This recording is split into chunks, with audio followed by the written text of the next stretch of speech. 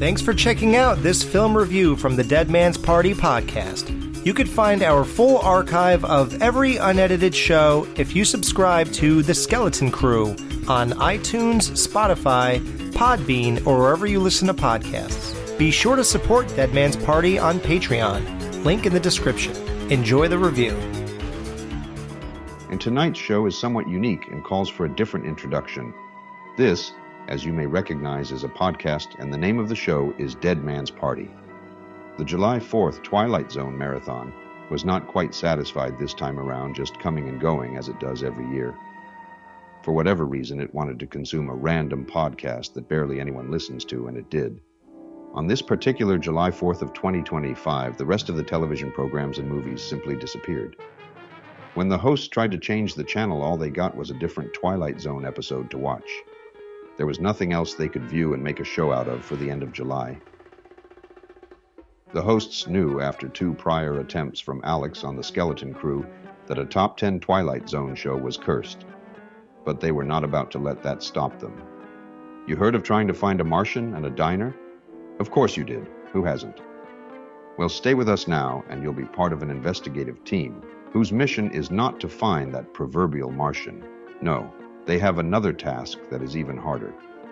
They have to find the top 10 Twilight Zone episodes, and in a moment you'll search with them because you just pressed the play button. In the Twilight Zone.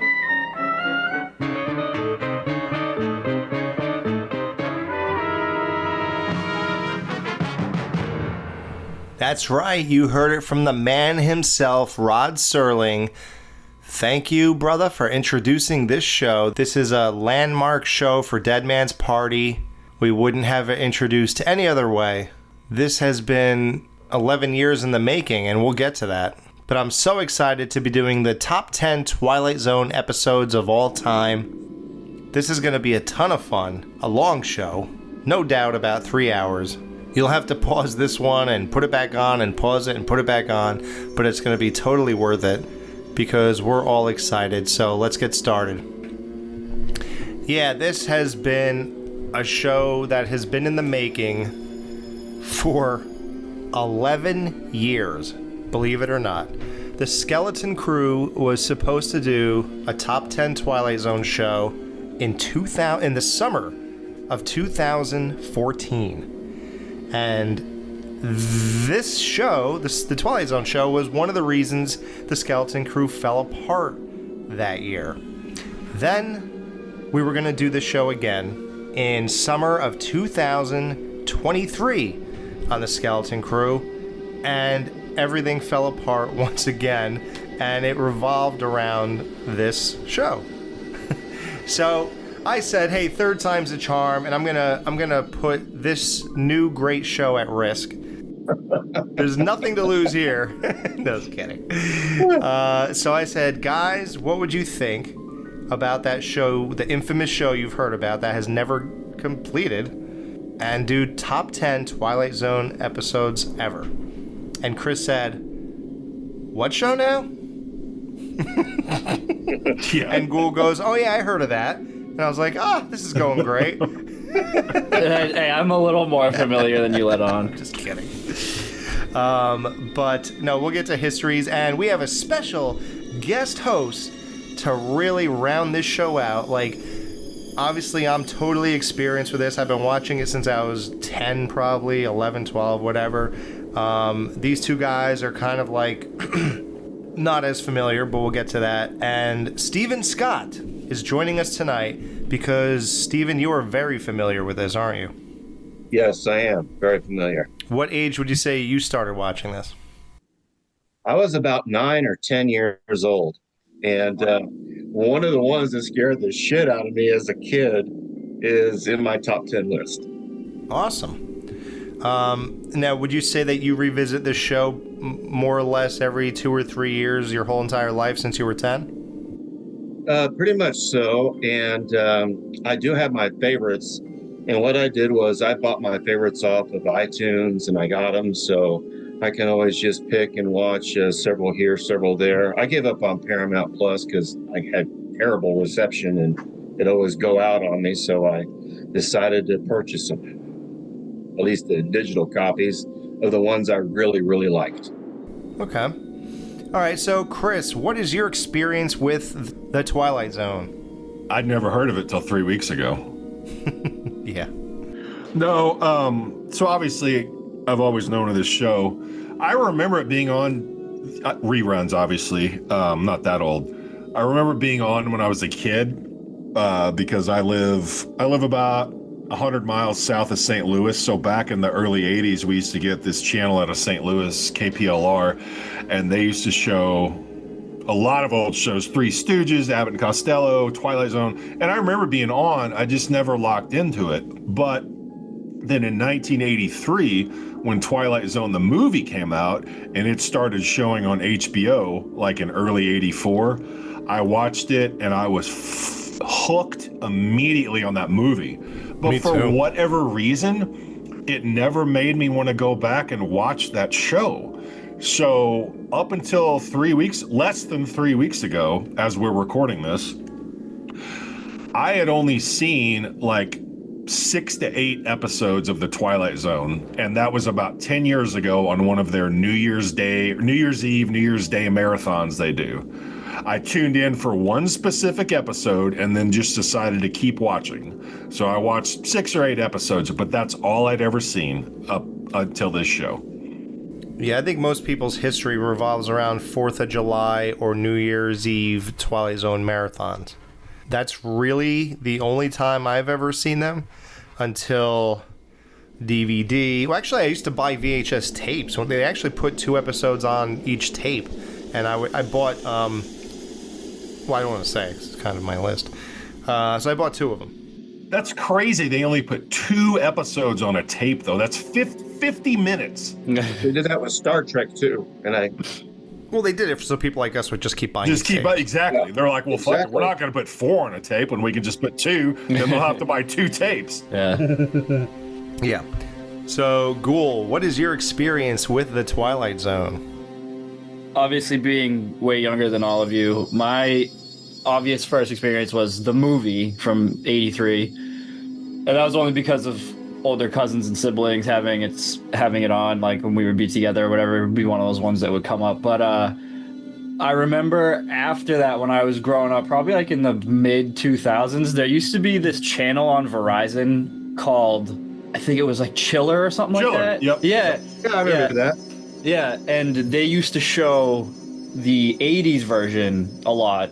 And I got into a good amount of episodes from the 80s revival, and I was like, oh, and then I had like vaguely known about the black and white version, but only because of, the marathons on Sci-Fi. And back then being a smug little, post 90s kid being like, oh, black and white stuff isn't for me. I'm not going to like it.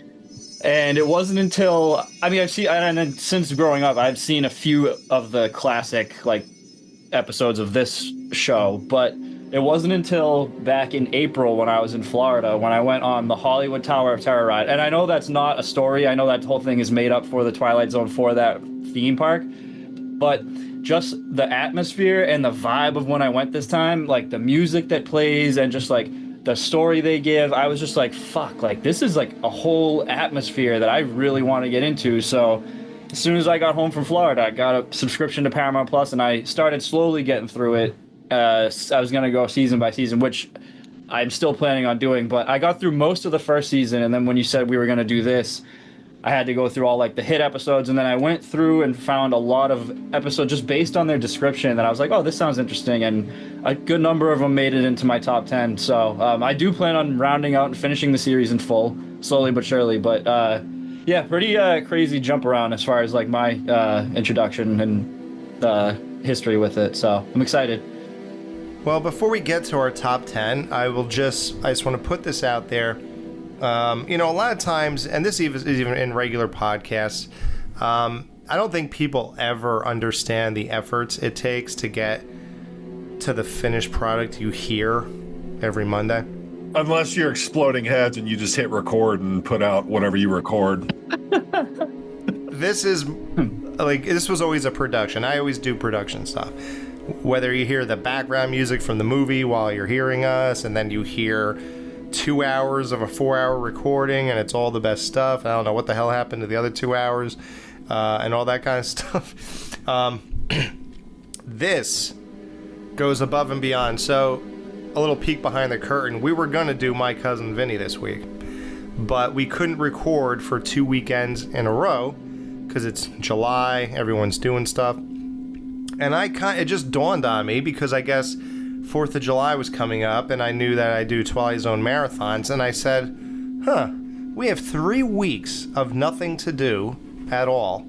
Wouldn't it be such a better use of our time to attempt this Twilight Zone show rather than just do My Cousin Vinny for no reason and no particular reason at this exact time? If we have 3 weeks, why should we watch 90 minutes of a movie?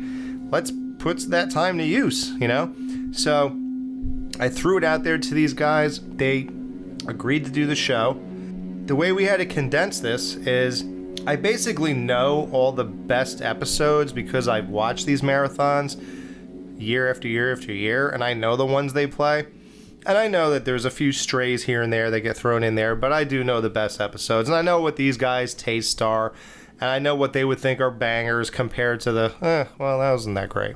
So I basically gave them my top 27 Twilight Zone episodes. And then from there, they had friends who also recommended 5 or 6. Then Chris got into some mode where he wasn't even happy with my list. He said, no, I'd like to do I'd like to watch a third of this entire series. I'd feel much better about that and doing a top 10 than I would just your favorites and my friend Gary Myler's favorites, or whatever his name is. Gary? So, Chris, what happened to you, man? You went from seemingly uninterested to I'm going all the way here. What happened? I'll be honest with you. When you first sent us that text about doing this, initially, internally, I was like, oh, fuck. But then I was like, okay, I'm down. And you sent us that list, and I counted them, and it was 27 episodes. You were like, just watch these, pick the 10 that you like, and we'll go from there. And I was like, okay. But then the more I thought about it, I was like, there's got to be more. There's got to be more out there that I would like that maybe Alex doesn't like as much. Mm-hmm. So I just, so I was like, I'm just going to do like 35. Then when I got to 35, I was like, well, God, I still have like a week and a half or a week left, whatever it was. And I was like, I'm going to try to get to 50. So I got to 50. I didn't quite hit my goal. Well, I wanted to do exactly 1/3 of the series, and I think there's 156 episodes. So I should have hit 52. I just didn't. But I basically watched 1/3 of the series, so I'm pretty happy with the effort I put in. Yeah. And I'll be honest. Once I got into it and started watching, I was just like, I just wanted to keep going, and just there's got to be another one and I'm glad I did because one of the final ones I watched. Wow. Now tell me this. Yeah. How many that were not on my top 27 list made it to your top 10? I don't know. I'd say, without even looking, the bulk of my top 10 came from those episodes that you sent me. Okay. Yeah. Yeah, mine was like a pretty decent 50-50 split, like I said in the text. Like, Wish I could have seen that list, but Well, I figured you had your own thing, because you got to remember, I did that because these guys really didn't see the show. Yeah, we're green. Oh, yeah. Yeah, I figured you had your own thing going already, and I didn't think you need my list. But I'll send it to you if you want to, just in case maybe you somehow missed what I always watch and you want to check it out. Now, Alex, real quick, before we did this little exercise, how many of this series would you say you'd seen? Half, maybe? More than half? What's half? Like 75? Well, there's 156. So like what, 78? 78, yeah. Okay, so I'll be safe. I'll say 7. I probably did watch half the show. I probably did. But in the as a regular serious thing where I could recall any of it, yeah, just like 50. I must say, Chris asked me earlier if I've seen every episode. I have. and I've seen them probably, several times.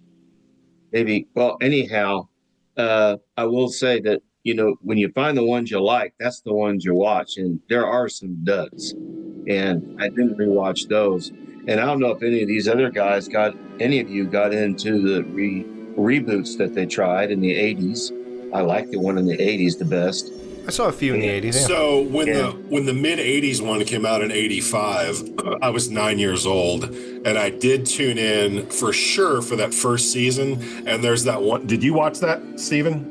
The reboot in the mid 80s? Do you remember the episode from season 1 called The Shadow Man? Yeah. Yes. That's one of my all-time favorites. Yeah. That's one of the best episodic, quote, horror shows I've ever seen. Extremely dark It's ending. incredible.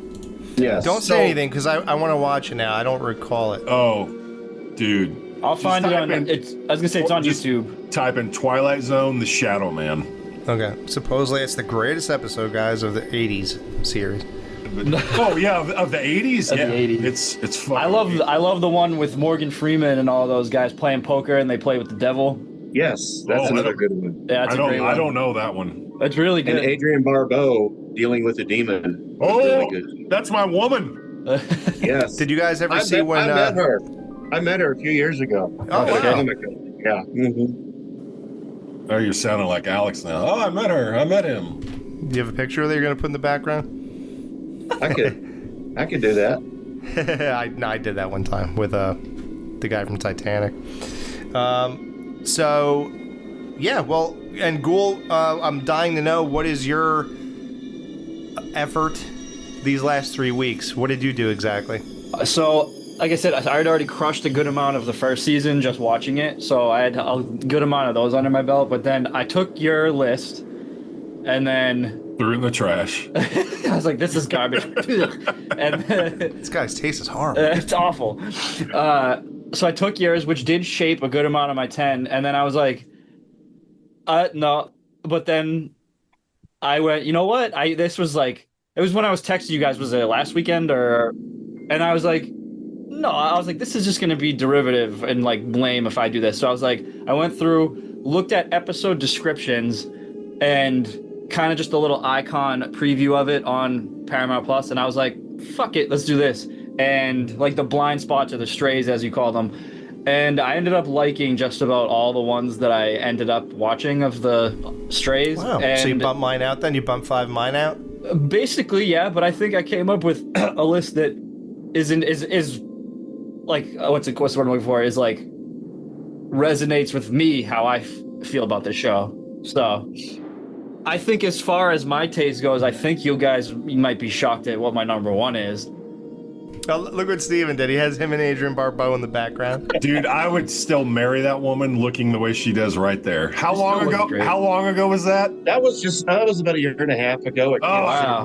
Love that woman. I have her fucking NECA figure from The Fog. What do you do with it? What do I do? You don't want to know. Her in Cannonball Run in that skin tight leather outfit. Oh my God.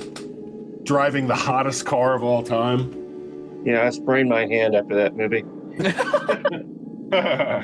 And I also rated most of mine based on, like I texted you, Alex, like how the quote twist usually how I Impacts you. Yeah, exactly. That was a big chunk in how I picked mine.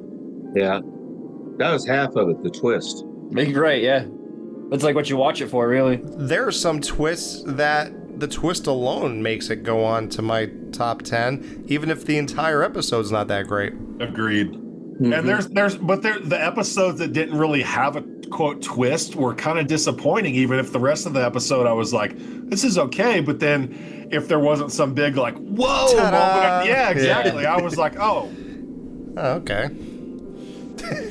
Yeah. And there's one specific episode I have in mind when I just said that, but we'll get to that later. Like I was looking for like twists that would have been like the 1960s version of like a sleepaway camp ending. How that would have felt. Yeah. Yeah.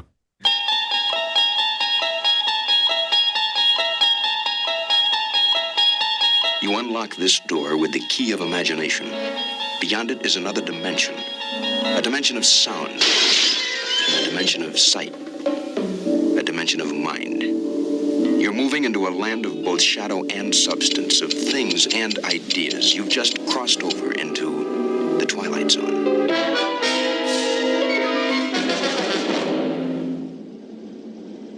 All right, so we are going to get to our top 10 Twilight Zones ever from the original series. And of course, because we're not idiots, we're starting off at number 10, and we're going to finish off at our absolute favorite Twilight Zone ever. All right. So we're going to stay in the same order every time. We're going to go in order of seniority, of course. So it'll be Chris, the Ghoul, Steven, and then me. All right, Chris, what is your number 10 favorite Twilight Zone of all time?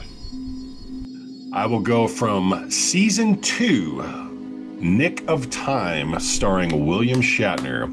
A pair of newlyweds stopping in a small town are trapped by their own superstition when playing a fortune-telling machine in a local diner. Obviously, William Shatner in one of his, 4 episodes? 3? 2. Oh, that's it? Other people had like 4, like Burgess Meredith. Right, Stuff, okay, yeah. sorry. I thought he was in more than... Anyway, I just like the... Even though I'm not really, ironically enough, I'm not into old movies, like from the 40s, 50s, 60s, or TV shows. I just liked the small town feel of this episode. I just try to...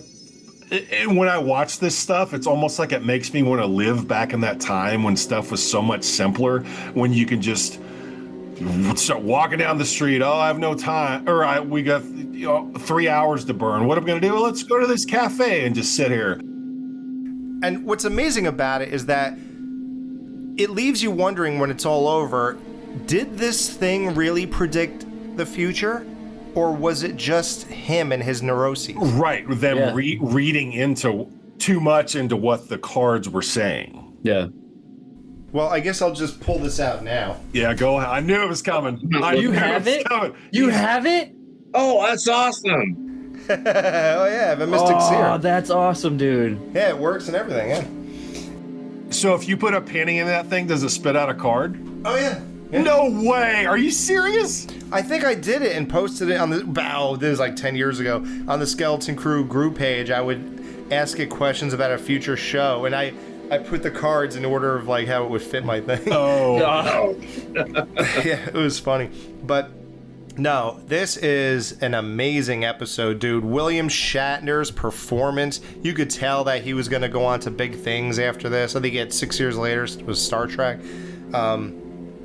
His wife's reactions, almost getting hit, creamed by the car, and then going back in, and now he's like, why? Are you still acting like this thing didn't tell the truth? So like, it's almost like, how could you fight him at this point? And then then it gets weird though. It's great, but it gets really weird when it's like, are we gonna live in the West? Are we gonna live in the East? Are we gonna live in this country? And it's like, whoa. Dude, what the hell? Where are we going with this? And it gets to such a fever pitch. And then I like how he gets to turn around and just like walk out of there and escape this trap, this prison. And I get why he's trapped, because wouldn't we all just like keep this thing and steal it and bring it home? I mean, it would eventually run out of answers, obviously, because you can only load it with so many. Yeah. But it's like, wouldn't we all, like, could you really resist knowing the future? I get it. Oh, yeah. Yeah, it's like people who have those, like, fucking magic 8-ball things. Like, No. like yeah, it's like this. It's the same thing. Yeah. Yeah, like it's all depends on just when for the seer. It depends on whatever ticket's next. It could, but your mind puts in the answer to what your situation you're asking. So it's like you're saying, vague on purpose, and you're just feeding into it like a fucking. It's crazy. Something else that jumped out at me about this episode, when they're in that cafe, I can't remember if it was him or her. I think it was his wife. I know you're gonna say What? No, say it. What? you couldn't believe that in 1960 people were drinking iced coffee. Yeah. Not to mention with Exactly. a tomato and lettuce sandwich with an iced coffee. I did not know iced coffee was a thing 60 years ago. Could you believe that? Me neither. I was very that jumped out at me as well. My wife's amazed every time. It just looked like they had glasses of soda or something. That's what I thought it was initially. But Yeah, absolutely amazing episode. that was written by Richard Matheson. He's one of my favorite authors and great TV writer. Yeah. And then we see at the end the other guy who's still stuck in this, and he comes back in. And his wife, too. Yeah, oh yeah, she's just as strung out as he is. Yeah, one of the few endings where like your protagonists actually get a happy ending. Yep, they get out of there. Yep. Yeah, no, amazing, dude. Great pick. Number 10, Nick of Time. So, Ghoul, what is your 10th favorite Twilight Zone of all time? My 10th favorite, hold on, let me just get the IMDb ready so I don't fucking slack here. My number 10 is No Time Like the Past. A scientist attempts to use a time machine to prevent tragedies both in world history and in his own path. Didn't see this one. So you probably would have hated it because it was 52 minutes, and I actually was, when I was watching it, I was like, oh, is this the one that Chris was like, I'm watching one that's about to be 50 minutes. I don't know if I can do this. I think I watched 3 of the 52-minute ones, but that wasn't one of them. Yeah. So this one was really cool because it is basically like everyone's probably played this scenario out in the head. If you were able to go back in time, would you go back? And in this one, he goes back to try and prevent Hiroshima. He tries to warn them. He tries to warn them of the boat that basically helped bring America into World War I. And then he tries to assassinate Hitler.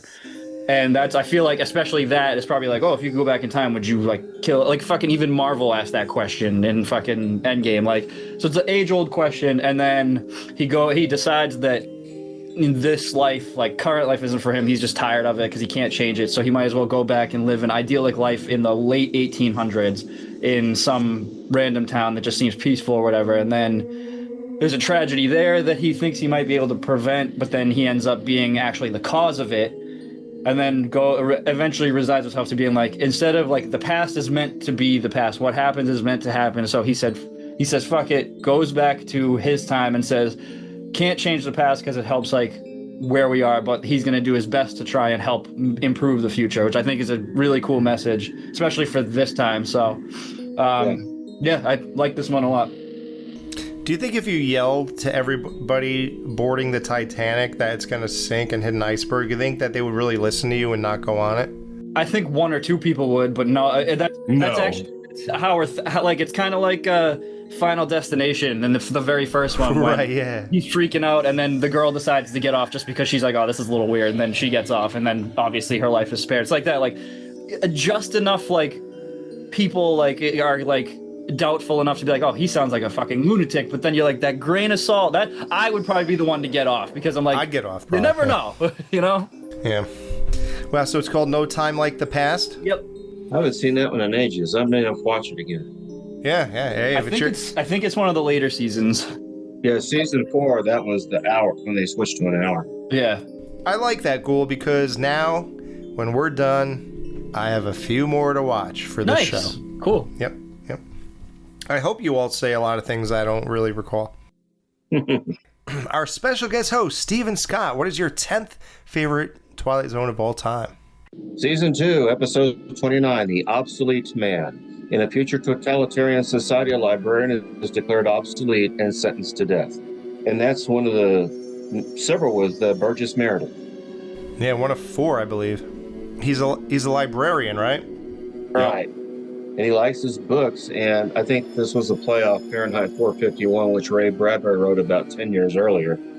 He's content with his life, and he likes to read, and he's sitting in a house, and there's a bomb set to go off in like so much time and to kill him, and the Chancellor comes to talk to him, and the Chancellor, real quick, was played by, if I can remember his name, Fritz Weaver, who was a great bad guy, and then he finds out he's locked in. He wants to get out desperately, and he just crashes as Burgess Meredith just goes on about how good life is and how content he is, and then the guy just begs him to let him out, and Burgess Meredith lets him out, and then But doesn't he say a phrase that gets him in trouble, like something about God? Yeah, something about God. I can't remember Like, exactly. please God help me or something, and then that proves that, because didn't they like abolish religion or something? Yes, they did. I think it was an anecdote to communism and to book burning and things like that went on in other countries. So, yeah, that's a great one. Did Burgess Meredith have it in his contract that he would only be episodes that had to do with reading or writing? Because when you figure this, Time Enough at Last, and Printer's Devil, he was either obsessed with reading books or writing shit. Well, no, there's one called... That's whatever you're getting ready to say is the only one I didn't see of his, so... Oh, okay, well, aliens make him super strong. Mr. Jingle the Strong. Yeah. Oh, wow. And then at the end, he becomes very smart, but by then, no one's really listening to him anymore. It's funny. But yeah. No, there's one where it's not about reading or writing. Okay.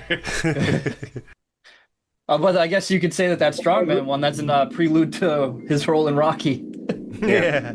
I think he lifts the Rocky statue in that other one I was talking about. That's the statue he lifted. So, yeah, my number 10, now I had to squeeze this one in because me and my wife have bonded a lot over things we've watched, like Sons of Anarchy and things I've said. So, for whatever reason, this one bizarre episode, for whatever reason, she loves to watch every summer, and it's technically a horrible production and stuff like that, but it kind of makes it funny and like worth watching. This is season 5's The Bewitching Pool. Nice. Yeah.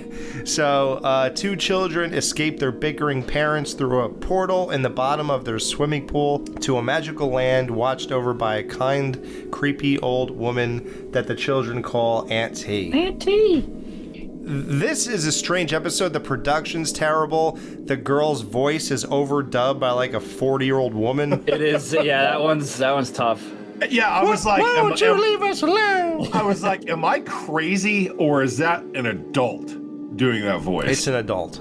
I think it's the same woman who does Rocky and Bullwinkle, actually. I thought it was Jamie Lee Curtis, just like she did her kid version in Halloween 2 in the flashback scene or the dream scene. Why did I pick this episode?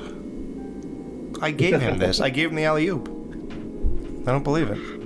It's funny because that girl, I was like, when I was watching, I was like, looks very familiar, and it turns out she's the fucking girl from To Kill a Mockingbird, because I thought she looked familiar, and I was like, holy shit, like... Yep, and the brother. Oh, shit, I didn't realize the brother was, too. Yep, and that's why they have those weird names, too. That's all tied into the Mockingbird. Oh, Yeah, all right. Jeb and Sport. Yeah. Who names their daughter Sport? It's really Scout, I believe, in Mockingbird, Oh, right? well, in the episode they call her Sport. I don't know about Kill a Mockingbird. No, it's just it's a tie-in.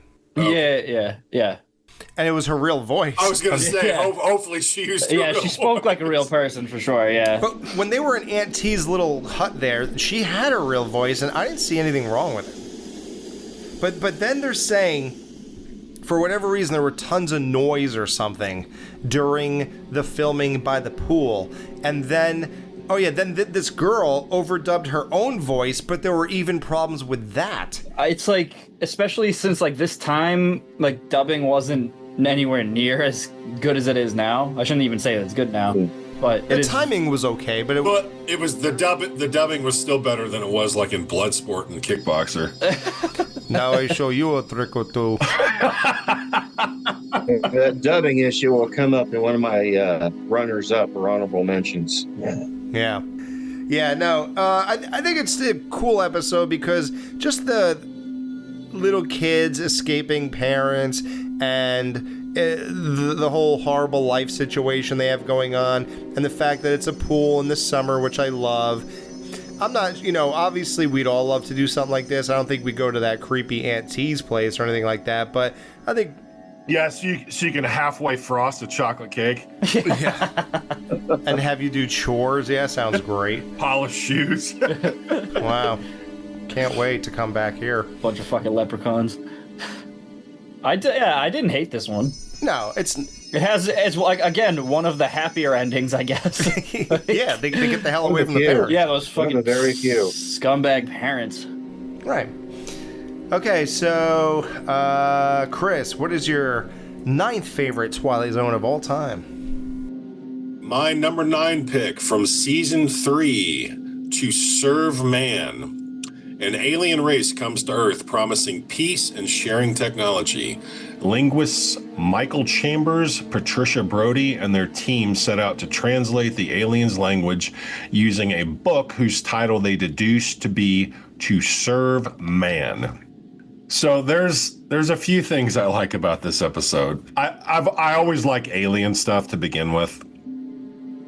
I like the fact that the main alien was the guy who played Happy Gilmore's boss in Happy Gilmore, obviously. And he was also known for James Bond movies in the 70s, or at least one James Bond movie in the 70s.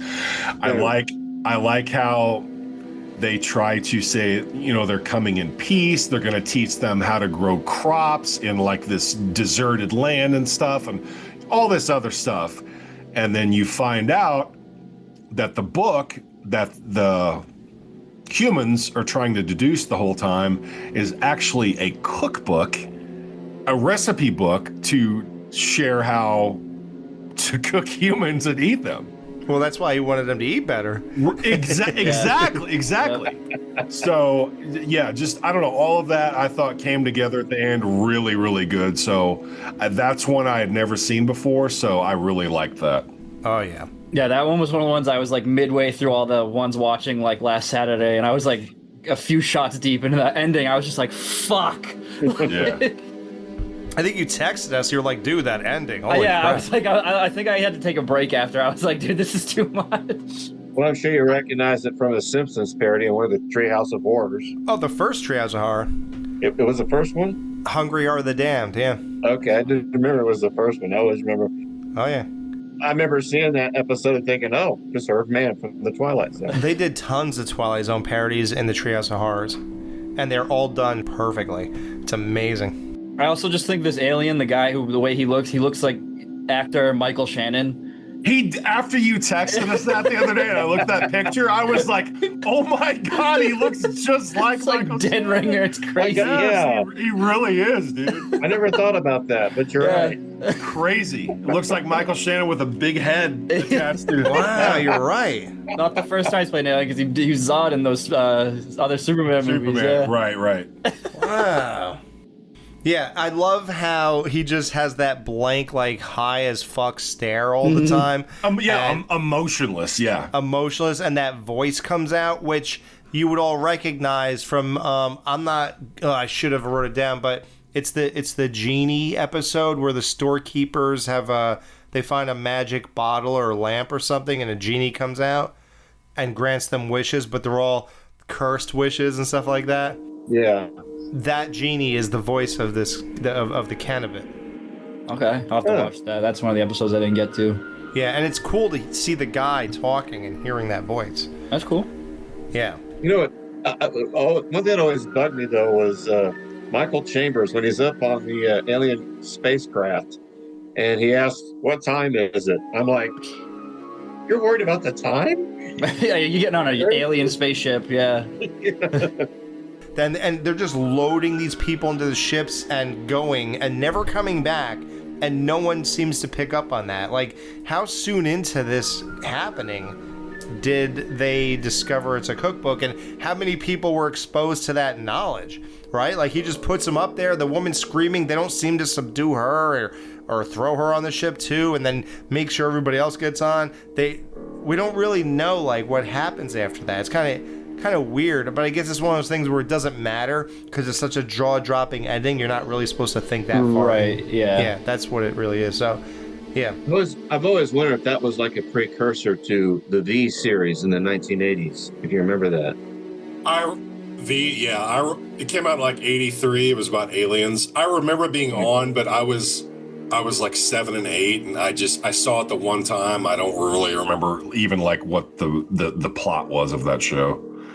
Well, these aliens came down, offered a whole bunch of good things, and it turned out they were going to use the humans as food. They were really reptilian. Yeah, pretty good by 80 standards, and they turned it into a series for. Now, didn't they? Wasn't that originally a TV movie, and then they made a series out of it? That's right. Okay. It was a mini series. And then they turned it into an actual series. Yeah. Yeah. Okay. I've always wondered if that Twilight Zone episode was like the pre-template for it. Yeah, I remember one of the episodes, they were both eating a human being. One started at the head, one started at the feet. And the one... Oh, you know this joke? The Lady and the Tramp. I'll stop. Okay, so, Ghoul, what is your number 9 favorite Twilight Zone of all time? My number 9 favorite Twilight episode is The Hitchhiker. A young woman driving across the country from east to west becomes frantic when she keeps passing the same man on the side of the road. No matter how fast she drives, the man is always up ahead trying to hitch a ride. Thanks for the ride, lady. Thanks for the ride, lady. As you guys know, The Hitcher being one of my fucking favorite movies ever, I was like, oh, is this going to be like where they got the inspiration from? It's not, and I'm okay with that because the ending, I somewhat predicted, but I was still shocked when the reveal was there. Can you tell me? I haven't seen this in like 10 years. What happens? So she's been being pursued by this guy. She stops all these things. He's always there. He's always close by. Oh yeah, guys, there's spoilers in this. Yeah, you probably should have prefaced that in the beginning. Sorry. Yeah, right. Oh, I should have. And so she ends up finding out that ultimately she's been dead the whole time. She was in a car wreck, I believe. Yes. Sounds like a movie that came out back in '99 or so. No. Yeah, with that guy with the hairpiece. The twist was that he was Bruce Willis the whole time. Yeah. Hey, you're dead, dude. Why are you still going to work? Oh my god. Right, you loser. What are you, RoboCop? Oh man.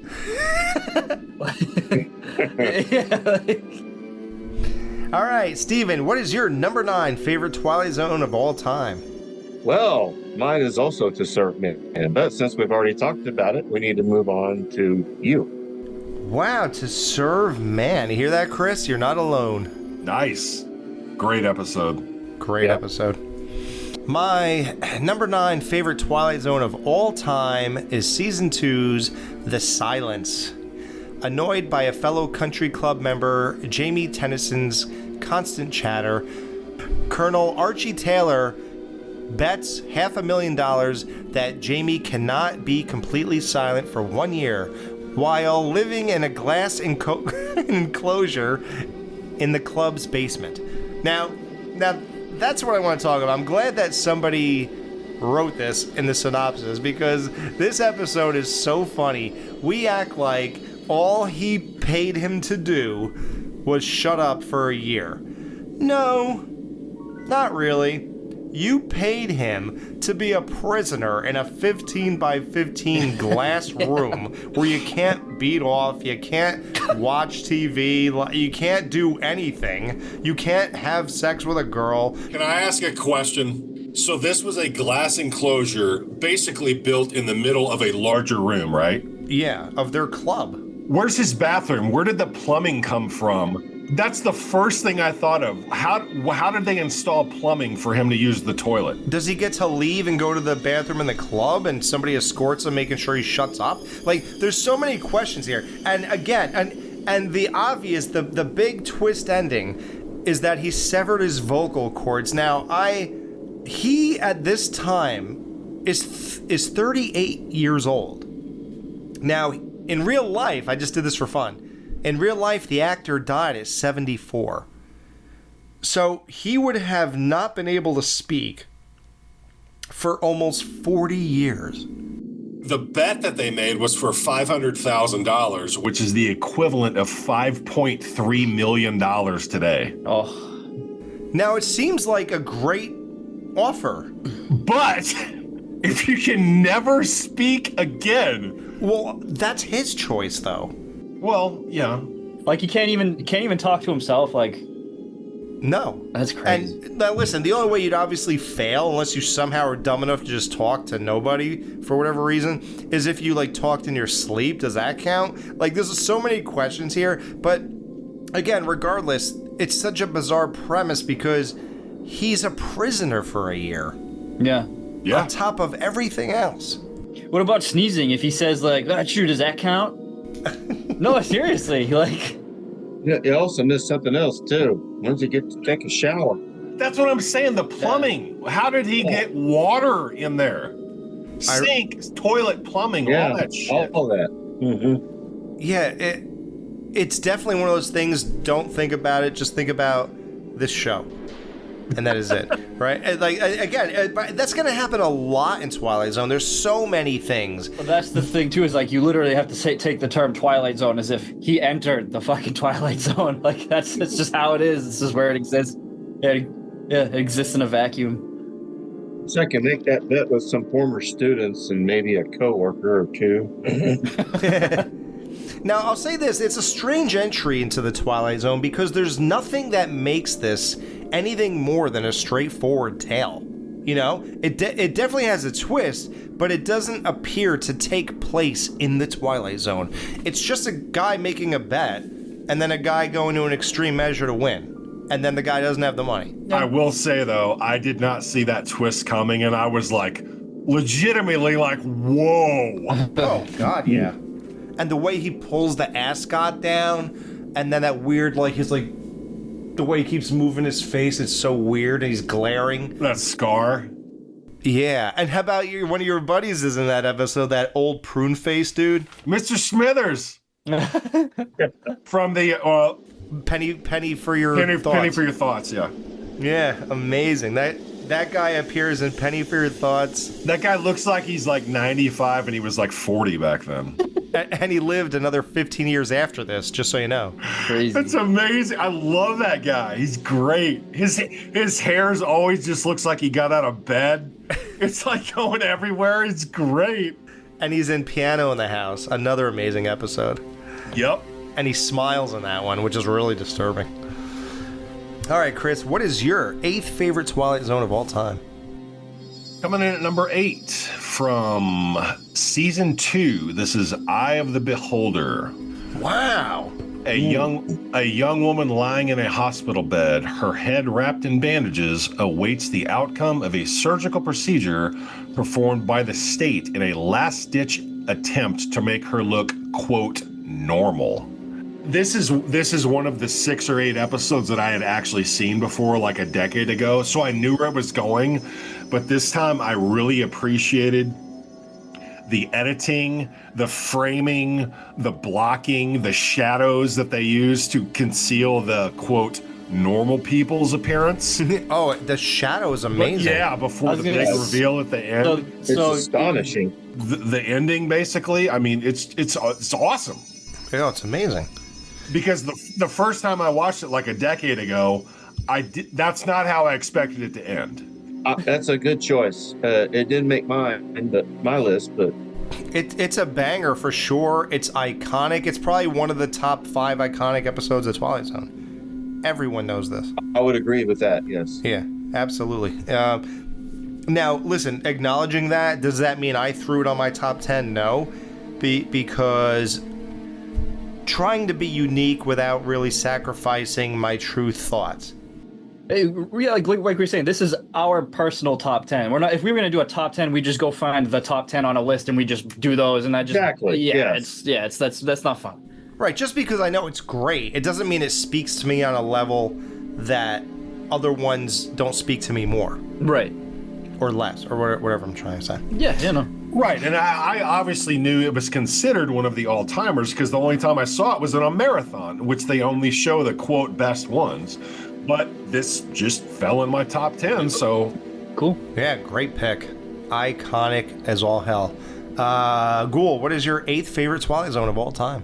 I guess since we're sticking to iconic, my number 8 is The Monsters Are Due on Maple Street. Ha! On a peaceful suburban street, strange occurrences and mysterious people stoke the residents' paranoia to disastrous intensity.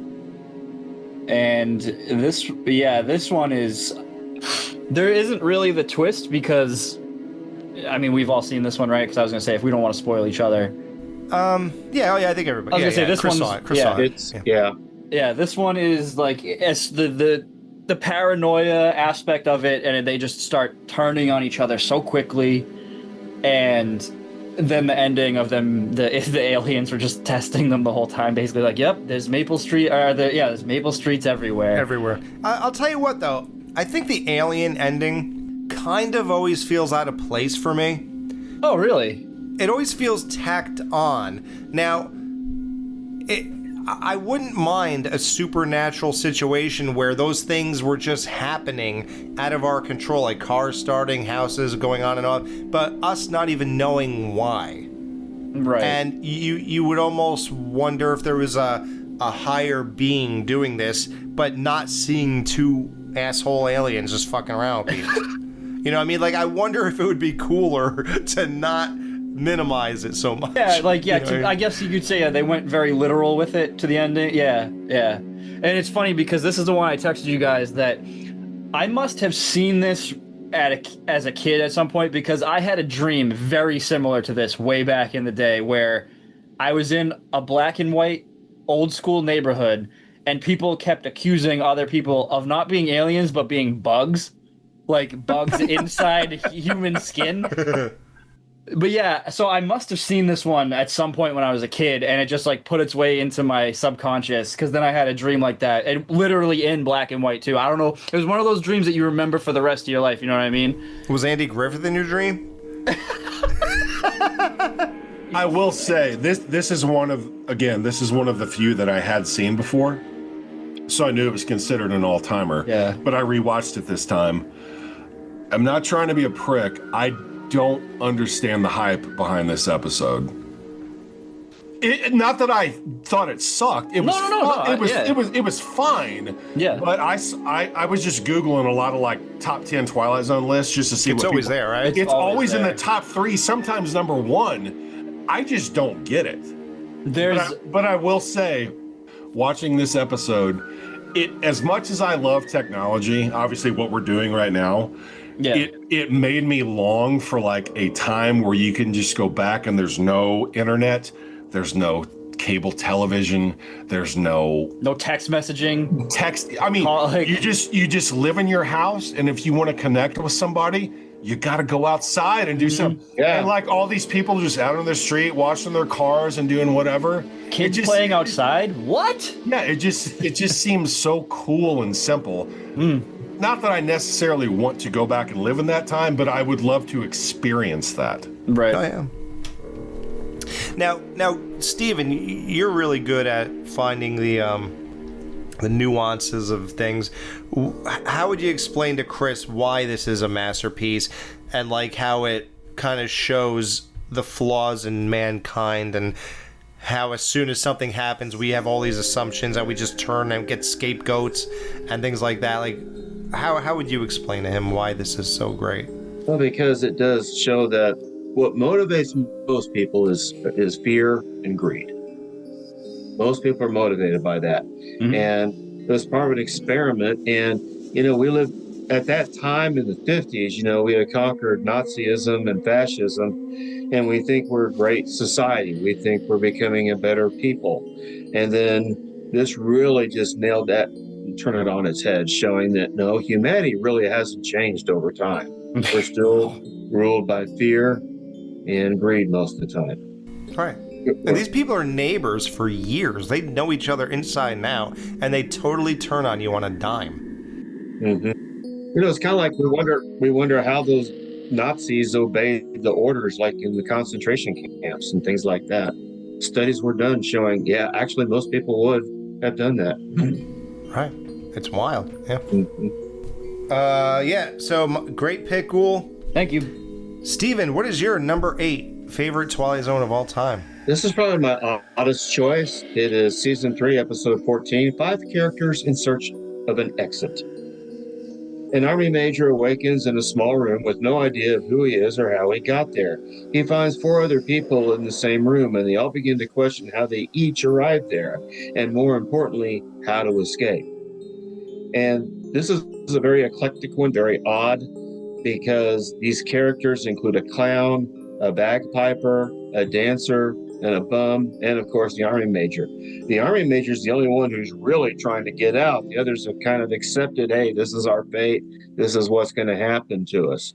And I don't want to give away the ending, but the way they cut it up, minimal set, and they show their ways of trying to escape and how Standing on each other's shoulders. yeah, you're right. Yeah, that's the only thing they can think of to do. And anyway, it's a very cynical kind of ending if you really get down to it, but It's weird. Like I watched it actually on the way to work today while I was driving, and Well, that's safe. thanks, Ghoul. well, at least he wasn't watching porn. Okay. I've done that too, actually. Oh my god. No, but I will say that was one of the very last of the 50 episodes that I watched, like probably number 48 or 49. wow. I was watching, I was like, okay, where's this going? Number one, the ballet dancer girl, she was smoking hot. Oh yeah. Good Lord. Number two, the guy that played the clown at one point was sitting on the ground, and he like completely bent over like with his face going down towards his crotch. It looked like he was trying to blow himself. Thanks, Chris. But when they got to the end, the very, very end, I did not see that coming at all, and I was like, holy shit. So as far as endings go, that was top notch. I thought the ending of that episode was fantastic. The doll thing. Yes. I think really like that ending. I think that's another reason why I chose it, because you don't see that coming at all. No And way. then you find out where the bell was coming from too. Yes. Like when that whole thing shook and they were in there, it was like, what is going on? And then at the end, when you see, the bell ringer, it was like, oh, okay. Mm-hmm. Yeah. Well, for my number 8 pick, I'm going to go with an 8-ball. A game of pool. Nice. Season 3. I love Jack Klugman episodes. Frustrated pool champion Jesse Cardiff has beaten everyone except for the deceased James Howard Fats Brown. Jesse can only curse his name, but guess who just walked into the pool room on Randolph Street? So, let me go to my notes since I actually wrote stuff. I played a lot of pool actually growing up. In my 20s, we went to pool halls all the time. So to watch like the actual play, that was always fun to me. And I love how he spent his whole life in the pool hall. He's like, I haven't seen a movie, dated a girl, been to the beach, or whatever he said. He's in here perfecting, only to end up the best after beating Fats. And he has a dreadful existence for eternity in death playing pool. Yeah. It's like, wow, that looks fun after I just wasted all my time and life doing this. And I guess it's a message. Like, even Fats was like, you may not believe this, but I walked uphill, swam in the beach, made love to a girl, like all this stuff. And it's funny because it's like he took time out to live. And paying the ultimate price for being the best. That's kind of interesting, but the only flaw in it is that obviously they're living in like a purgatory hell kind of thing with the playing pool the rest of your life in heaven or wherever the hell they are at that point. Wouldn't you just purposely lose to the guy who says I'm better than you just to get the hell out of there? Because Fats has gone fishing after Jesse beat him, and then Jesse's trapped doing that. Wouldn't he just suck and like deliberately lose? Or can you not do that? Is that like one of the rules? I don't know. I don't really think there are rules for that. I think it's just like it's almost like. Well, wouldn't you lose to get the hell out of that situation? Oh, absolutely, yeah. So, but no, I love it. Jack Klugman has amazing episodes. In Praise of Pip is another great one. Him and that kid from the cornfield. I was gonna say, I was like, he's the obviously you realize he's the same kid, yeah. And that kid was also in Long Distance Call when he called his grandmother on the plastic phone. Yep. Yeah, that kid's awesome. And Klugman's awesome. Yeah, so I love his episodes, and that's one of them. So, Chris, what's your number 7 favorite Twilight Zone of all time? Oh, you're not going to ask me about Game of Pool, what I thought? Oh, I'm sorry. I thought you would just chime in. Okay. Let me go to my notes. Game of Fool. ... Dull. Least favorite episode. Well, I'm glad I asked. Hey, I just want to be transparent with everybody. Oh, you don't have to tell us how you really feel. Oh, okay. No, you could just be nice for once. Right, Steven? I mean, you've heard every show. Can he be nice one time, right? Yeah, so what's your seventh favorite of all time, Chris? All right. I'll make this quick because I know some or all of you are going to have this in your top 10. From season 1, Time Enough at Last, a henpecked book lover finds himself blissfully alone with his books after a nuclear war. Starring Burgess Meredith in one of his 4 episodes. Who was he? Mickey in this one? Come on, let's get back to the old gym. Young Mickey, yes. Let's get back and start raiding rock. Obviously it was cool seeing him play a different kind of character. He had those thick Coke bottle glasses. Yeah. His wife was like a total bitch. Such a bitch. Who's a bigger bitch? That wife or the one from A Stop at Willoughby? That's a fucking good question because they're both miserable. But I would say the one in this one because what she does to his poetry book is so cruel. Hold on, Valerie's in the room. How do you know that? Because she was in there. What are you talking about? You can see it with the Twilight Zone background? Well, not right now. Yes. Hi. So his wife won't even let him read the newspaper. Insane. Yeah, it's no wonder he reads all the time. He's trying to escape. He's got all those poems in his book, and she scribbles them all out and fucking rips them to shreds. Ugh. And then she like hides in the closet waiting for him. She's like, "Oh, go get ready for this." And then she's like waiting for him. Like she's evil. She says something to him. I can't remember, but his response is, "The thing of it is, I'm not all that sure I want to be alive." Can you imagine being married to someone and questioning whether or not you want to be alive? Dude, why doesn't he just divorce her? Like, I know he's stuck at work and he can't just read all day because he has to work to get money, but he doesn't have to be married to a woman who won't let him read. They don't seem to have kids, or he doesn't have any ties to this, right? Why is he... I think it was because, listen, this is just like, again, Defender coming in. Back in those times, divorce was very taboo. Right. Yeah, you're right. Mm-hmm. Yeah. So and then obviously I didn't get to the climax. So he's obsessed with reading. He works at a bank. He's in the bank vault. A fucking nuclear bomb goes off. He gets saved because he's in the vault. He goes outside. Everything is destroyed, but he's still alive. And he discovers all these books, which is his obsession, that he can just read forever. And then he breaks his glasses and he cannot read. And that is that. To me, this is the cruelest ending of the entire show. Dude, this is the epitome of irony. Epitome? Sorry, epitome of irony. Yeah, this is the cruelest ending of any episode to me. Like, it is so heartbreaking. Terrible, yes. In a good way for the storytelling. But God, it's awful. Yeah.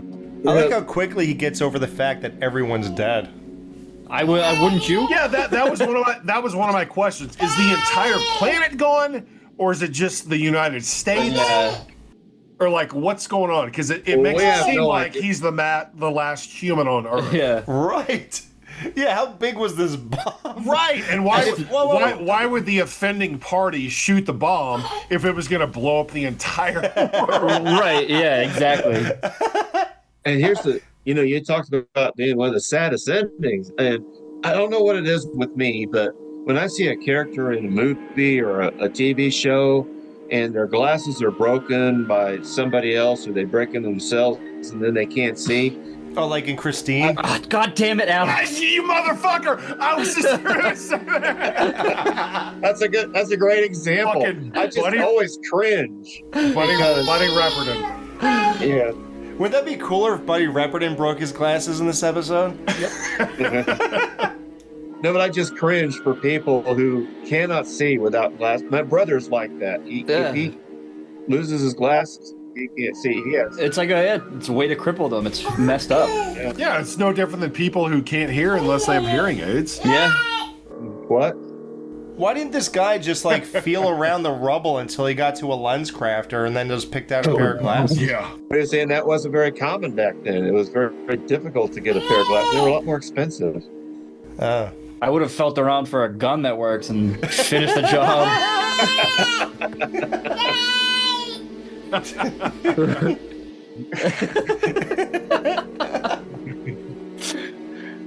Good pick, Chris. Good pick. Yeah. Sorry, I was just gonna say, fucking great performance by Burgess Meredith. Just amazing. Great storytelling, great ending. So yeah, phenomenal episode. Yeah. Oh yeah, awesome. And I like when he says, "I liked you better when you was carrying spit." Spit. You dumb dingo! I'm surprised you never mentioned. Alex, I know you're a big Batman fan, but you never mentioned. Penguin, P.N. Gwyn.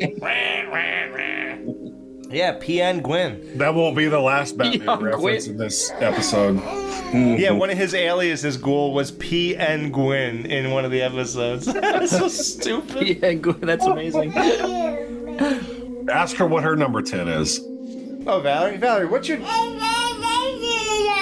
Living Doll. I was gonna say Talking Tina. Yeah.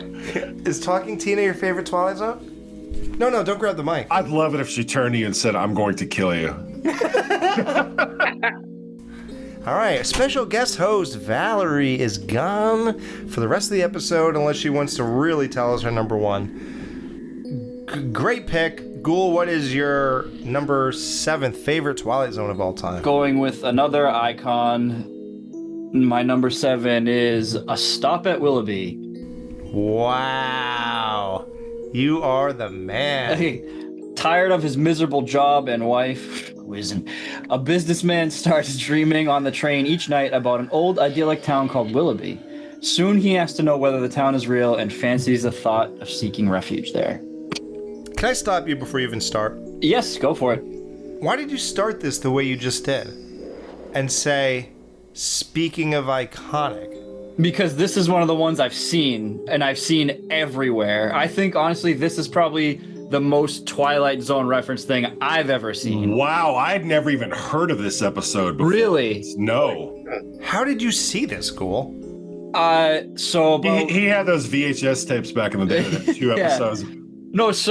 So like I said, about 10 or so years ago is when I had seen some of the ones that I'd seen of this version, and this was one of them. I probably Googled, like a typical, like... It is season 1, I think, right? I believe so. If not, it's season 2. I didn't say the season. But no, this was always one of the ones that I actually see this in a lot of people's top 5s.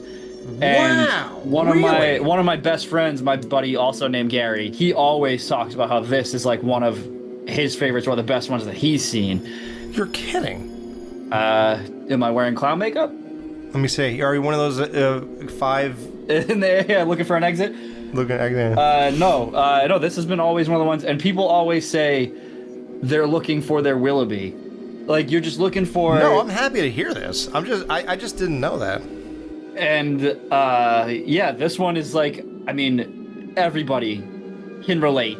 Like, you're stuck with someone that you can't deal with. You have a fucking shit-end job, dumb What a people. bitch. Yeah, oh my God, awful. You want to go back? Yeah, you're right. You want to go back to that time when you were a young kid and didn't have a lot of responsibility. Exactly, yeah. Just, in a, a nice peaceful time when all that stuff didn't come and do whatever. But, this one is just like, I mean, it's unfortunate, the ending, obviously, the fact that they're like, oh, he was just saying the name Willoughby and then he ran right off the train. Is it, though? I mean, listen, I'm not promoting suicide. I was going to say, by 22... I'm just saying. No, by... I like how he and a lot of other male characters in this series, they have those bars at home, like those glass tabletop bars, with So just jealous. all these bottles of liquor just sitting out. They walk home in their fucking suits. They immediately walk over to the bar, pour a drink, and just start drinking. I did that my whole Yeah. Oh, yeah, I just sit home and get quietly plastered. Oh, yeah. And what are those things called? A can... Decanter. Decanter. Yeah. I have a decanter. When I was big into whiskey, I bought a decanter so I could feel like Garth William, or whatever his name is. My mom got me a decanter that's in the shape of an AK-47. Of course. I'm not even kidding. I like how your mom bought it. This is another one that I did not see the ending coming the way it ended. The suicide thing. I was like, wow. Good. Yeah. I can relate to this guy because I never truly felt that I worked with people that I ever wanted to be with. Like he says, any job where I could be myself and all that kind of stuff. Like, I never had that. Like, I live under the pressure every day of a job just to make the maximum amount of money that I'm able to make on Earth. Right. You didn't feel that with Dan and Dave and Jamie?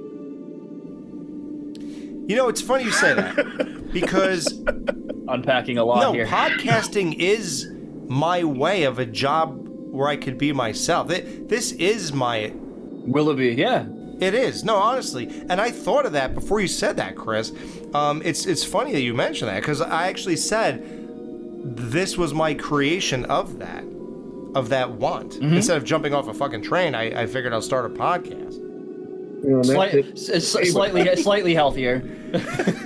And that's the same for me writing my books. I mean, I'm not saying I've broken even quite yet, but I'm glad to see I'm making adequate sales finally. No, you are, from what I heard when you went to that. Mm-hmm. Yeah. There's something about like the peace and serenity that he's seeking.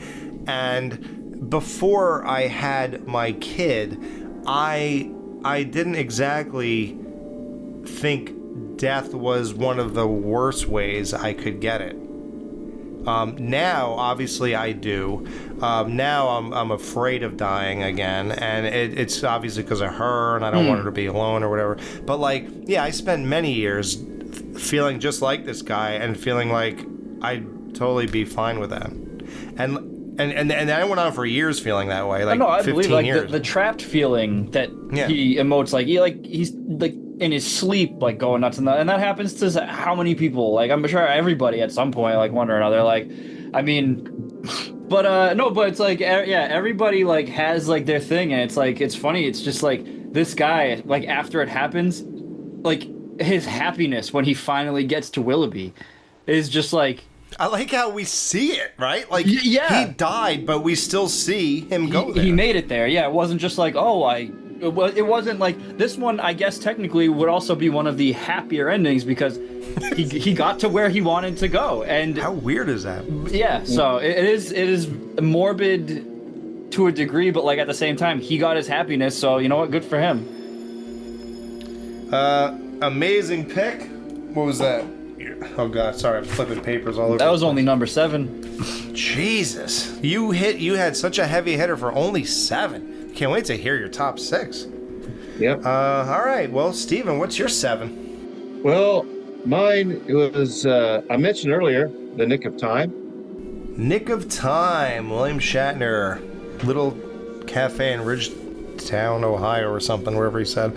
Yeah, great pick.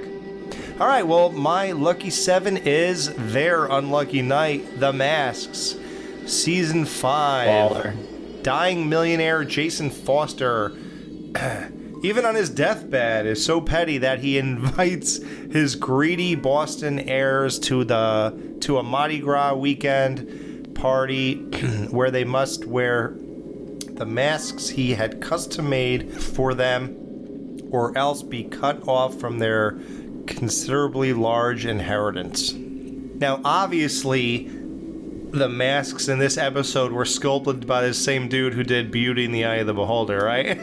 Yeah. Like, it is so obvious. So that's cool though, right? Because like it gives the Twilight Zone like its own flavor and its own look and stuff like that. When you have that consistency, and also Nightmare at 20,000 Feet, I'm gonna say the same thing, right? Mm-hmm. With the Gremlin, obviously. And that's a good choice, by the way. That's it's one of my favorites, but it didn't make my top 10. Yeah. I love how even on this guy's deathbed, this grumpy old man has to get these jabs in there. And ultimately, what a lot of people don't even consider I think, like, again, I do this. I take Twilight Zone episodes and I expand on them in ways where people are like, dude, you're not supposed to think like that about this. Like, this guy showering and taking a shit and stuff, like, in the silence. Does anybody even consider the fact that he ruined these people's lives forever? I know it's the big shocking ending where you see their faces, oh my god. I love it. Did anybody consider that they have to go back to work on Monday? Well, the ending narration, he says that they basically have to they end up living in shadow. Oh, is that what he says? Kind of, yeah, it's in passing, yeah. But I love it because first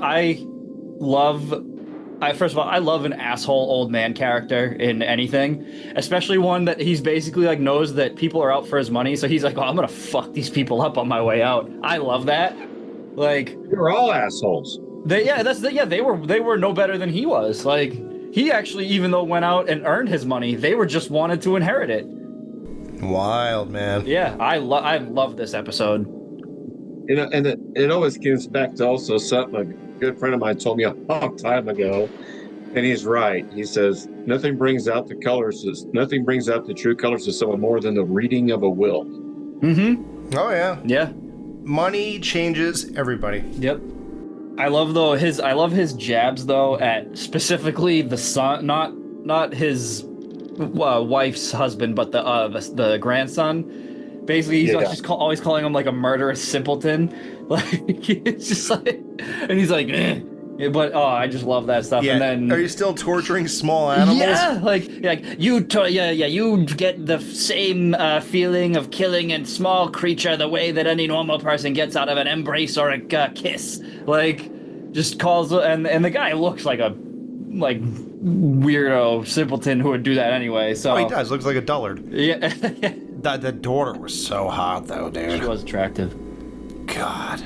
But yeah, I love this, and it's funny because this one, I rewatched it actually right before we started recording. This is like because I tried to get at least 2 watches in on all my picks. This one, I'm just like, I love this so much because one, I think his skeleton mask is badass. Yeah, it's the face of death. Exactly. And yeah, that's why he don't even need to change at the end. Yeah, because he's already dead. Yeah, but it just the way he just is constantly just like taking shots at them any chance he gets, and they're like, especially his daughter, oh, you're always saying those such cruel things, like, and it's But like, you see how they don't get truly upset because they know it's not worth it because they want their money? Yeah, they're just saying that to put up the ruse, basically. Yeah, and I mean, we all know people who fit all 4 of those stereotypes of those people, so it's almost it's so deserved. Do you think the ending would have been cooler for television purposes if, when the old man pulled the mask off, if they somehow superimposed a skeleton, like the neck and the head? I thought that would have. I think that would have been cool. But I do like that. I do like that. Even though he was supposed to be like the quote like asshole, he went out in life. He just died, and his body was unscathed. He was fine. Like, he gets an open casket. When those people do, they're gonna be like, oh, just bury these people and leave it alone. Gross. And, you look at it like this too. It's like Mardi Gras. You put on the mask to hide what your true self. Yeah. Well, they had to wear when they take theirs off. There is their. Yeah, exactly. Yeah, that's a good point. I would just say I always forget the Mardi Gras backdrop of this. Yeah. Yeah. Could you imagine seeing the daughter walk along the beach with that face? And you're like, damn, she's hot. And all of a sudden she gets closer, you're like... Well, all they got to do is go to the world of Eye of the Beholder. Yeah. They'll fit right in. Wait a minute. The one thing that made me laugh, I can't remember if it was the old man or the mother talking about the grandson said, he made the football team. And I thought, God, that guy looks kind of old. Yeah, a 35-year-old made the football team? I looked up the actor. He was 37 when they filmed this. God, I'm good. I'm pretty good. What, was he supposed to be a high schooler, a college player? Either way, it's ridiculous. Yeah, that's insane. Why cast him? I'm sorry. Exactly. Yeah. I guess they wanted just a dullard, and they couldn't find a younger one looking that dumb, right? Yeah. Yeah, that's probably what it was. He looks like Al Capone, kind of. Yeah, 6. Number 6. My number 6 from season 5, Living Doll. Oh God, yes. Nice. Frustrated, Eric Streeter does battle with his stepdaughter Christie's talking doll, Talkie Tina, whose vocabulary includes such unconventional phrases as "I hate you" and "I'm going to kill you." This is pretty straightforward. It's like, you know, the old version of Child's Play, basically. Kid's doll is actually alive. But I really like Telly Savalas' performance in this. He's such an asshole. Was this one before or no, this one was after the dummy? Before Child's Play? No, the dummy. The dummy. 5 probably after. It's got to be after. I was gonna say, so these Dummy two was like season 2, I think. Yeah, so these two basically started the killer doll kind of fiasco. Yeah. Now, Steven, you saw Clown Without Pity, right? On The Simpsons? Oh, God, yeah. I love that one. You think your dirty socks can stop me? Well, they are making me dizzy. I was a fool to think anyone would want nude photos of Whoopi Goldberg. Jesus. You know, she looks like the Predator now. Yeah. If nobody I saw the video. That one, the living doll, what chilled me at the end.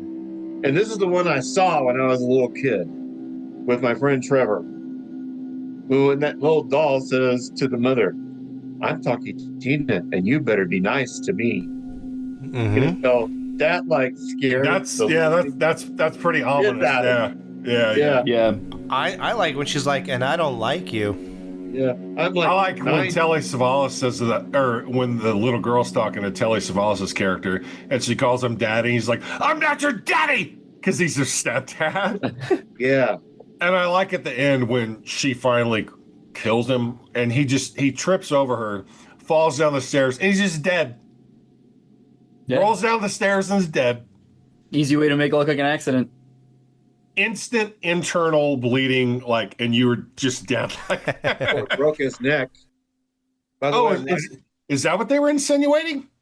I don't know, but that's what I always thought. Anytime someone falls down the stairs and dies, I always think of broken neck. Oh, okay. I didn't even think of that. Okay. I hope I don't die that way. God. Can you imagine everyone hearing about it? Everyone's like, "Hey, Alex died." Oh my God, what happened? I think he tripped down the stairs. Do you ever get scared of any of Valerie's toys coming to life? Not yet. Yeah, Miss Rachel toy. Oh God, I know exactly what you're talking about. Yeah. When you talk about living dolls, I also think of Richard Matheson's Trilogy of Terror. God, the Zuni doll. Scared the shit out of me when I was 9 years old and saw that for the first time. Yeah, I don't know why. Yeah. Horrifying. My parents let me watch that when I was 7. I don't know why. I don't care for the first 2 chapters in that movie, but that one is top notch. Second one's good too because it has a return to that little fucker, but it also has a good episode called Bobby. Mm-hmm. That one's good. Wow. Another anthology. Alex, have you never seen Trilogy of Terror with the little African Zuni doll that comes to life? I think I'm too far. I probably saw it 20 years ago. Oh God. Okay. Yeah. So I couldn't get in on the fun, but yeah, I'll watch it again if you remind me. When TV movies can be scary. So, Ghoul, what is your number 6 favorite Twilight Zone of all time? My number 6 is a Michael Shannon classic called "To Serve Men." Wow, tell us all about it. I don't need to because we've already talked about it a lot. Are you sure? You don't want to add nothing to that? Michael Shannon's second greatest alien performance after Zod. All right, Steven Scott, what is your 6th favorite Twilight Zone of all time? Season 1, episode 34, The After Hours. Nice. A woman is treated badly by some old salespeople at an otherwise empty department store floor. And we have a great one here. This is one that just blew me. Another one that blew me away at the ending of it. Yes, it is one of the best ones. The 80s one did a remake of it that was actually pretty decent. Oh shit! Oh, did they really? Yes, they did. Oh, nice. It was like an updated version. Changed a few things, but overall it was really well done. And the woman was Anne Francis, or was played by Anne Francis. And anyway, she was people were ignoring her and not talking to her. She's walking around trying to figure out what's going on. and then she finds herself alone in the department store late at night, and the cameras work, the cinematography, the shade, like what Chris was talking about with Eye of the Beholder. Beholder. It just, it just takes you into it so much, and it's so depressing. Yeah, again, that was one of the probably in the final 6 or 7 episodes that I watched. As I was watching it, at first I was like, where is this going? But as it started to build, I really started to get into it. And at the end, I was like, wow. It's funny you say that because you're right. Like, it doesn't seem, it's kind of weird. Like, where's this going? Right. Right. Yeah. But man, once you get there, it's like, oh, wow. The only thing now when watching it is when they're saying her name over and over again, I keep thinking, Marcia. And you know what I focused on when they do that? When the one woman goes, oh, get off it. She's like, get off it, Janice, or whatever her name is.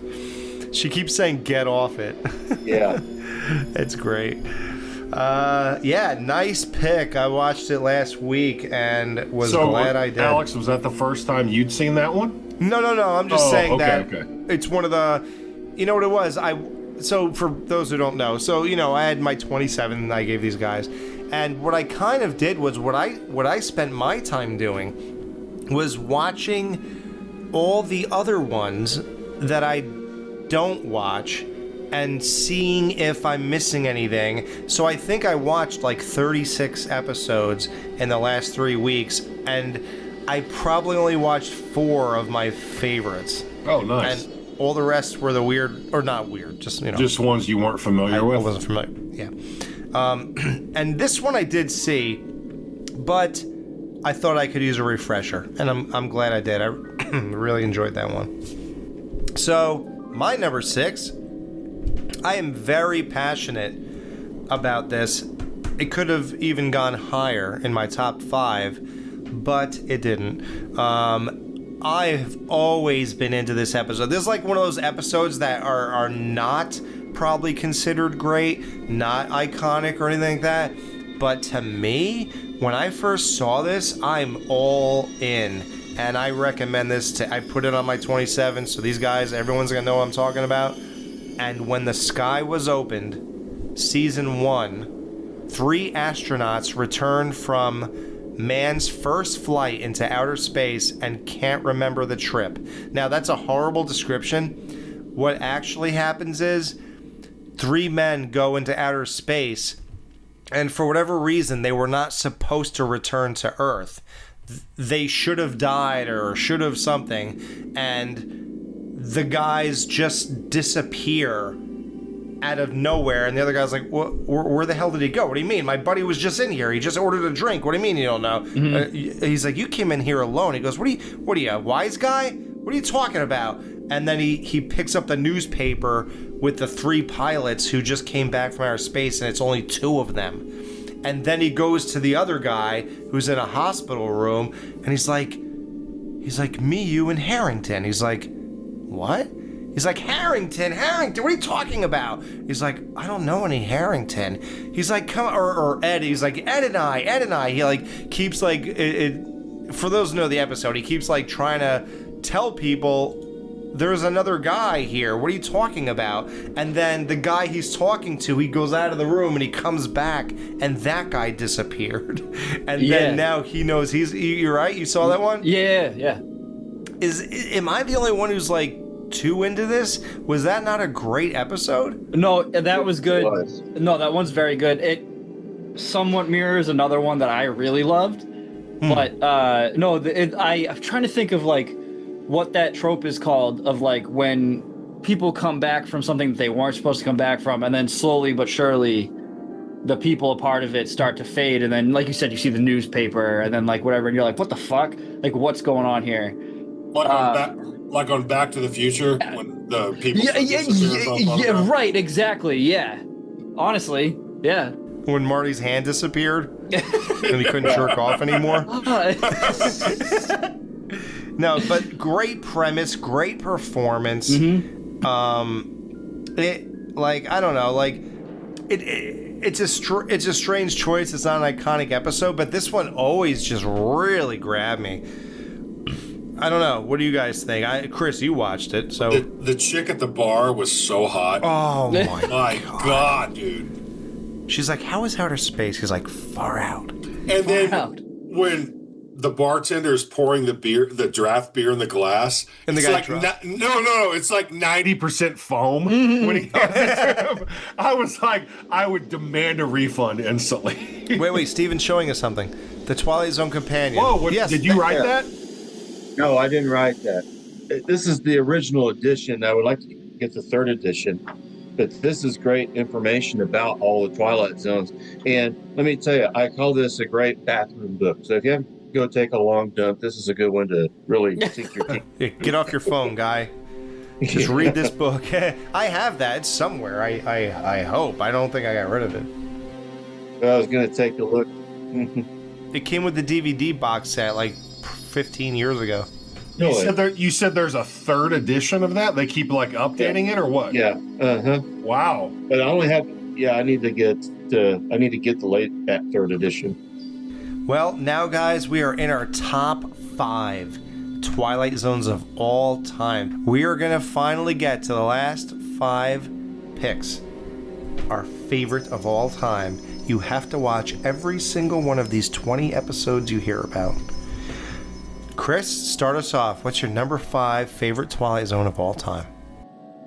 So my number 5 from season 3 is The Dummy. Nice. Ventriloquist Jerry Etherson is convinced that his dummy, Willie, is alive and evil. He locks Willie in a trunk and makes plans for a new act with a new dummy. Too bad he didn't clear those plans with Willie first. Mm-hmm. I've never really been into the whole ventriloquist thing. Like when I was a kid growing up, I never thought that was cool. But watching this episode, it made me appreciate the art of being able to do that, even though I know this was a TV show and they were obviously, you can edit in what the dummy is saying without the guy actually having to say the shit. Mm-hmm. It's still cool. You find out this dummy's actually alive and he tries to start his new act with the dummy with the, what's he call that other one with the goggles or the glasses? What's that thing's name? Oh, the dorky one? Yeah. Is it, wait, who's the evil one? Willie? Willie. Yeah. Willie, yeah. Shit. The other one's called, damn it. It's not is it like Teddy or something like that? I agree with you though on the art of ventriloquism. Being able to throw your voice is wild. And just keep your lips still, like Rod Serling's upper lip? Yeah. Do you guys notice Rod Serling's upper lip doesn't move? Yes. Oh, sorry. So he tries to start a new act with his new dummy, who he calls Goofy Goggles. Oh, God. And it just You're way off. It just does not. It just doesn't lay on the same way as his previous act. No. And then eventually, it comes back to haunt him. And let me find my notes. Sorry. Hijinks ensue. Yeah, that's always a good wrap up. Hijinks ensue. That one goes into psychological stuff because you're wondering at first is, he talks about a psychiatric problem, alcohol problem. Right. Oh yeah, he goes back to his dressing room every night and just sits there, kind of like one of our co-hosts here, and just drinks whiskey every night. Wow, I wonder who that is. At the end of Ghoul, did you watch this episode? Yeah. Okay. So then at the end of the episode, switches places with the dummy and you see the ventriloquist on stage and you're like, holy shit, that looks like his dummy from the beginning. Mm-hmm. And then you see the dummy Yep. and it looks like the ventriloquist and it was like, oh my God. So this is one that I had not seen before. I can't see I didn't really give the ending a lot of thought when I was watching it, but when the ending happened, I was like, wow, that was cool. That was another one of my favorite endings. And I also like the camera work, like when they tilted the camera, in the dark, it's like, wow, reality is skewed now for this guy. And he was played by Cliff Robertson, a very accomplished actor. And I'm not familiar with him, I guess. Yeah. He was Spider-Man's father in the original in the first Spider-Man movie. Yeah. Oh yeah, right. Yeah. But anyhow, I thought he was an amazing performance, and and the dialogue that they had about, he didn't want to mingle with people like the club wanted him to because he was hiding behind a bottle of liquor. Yeah.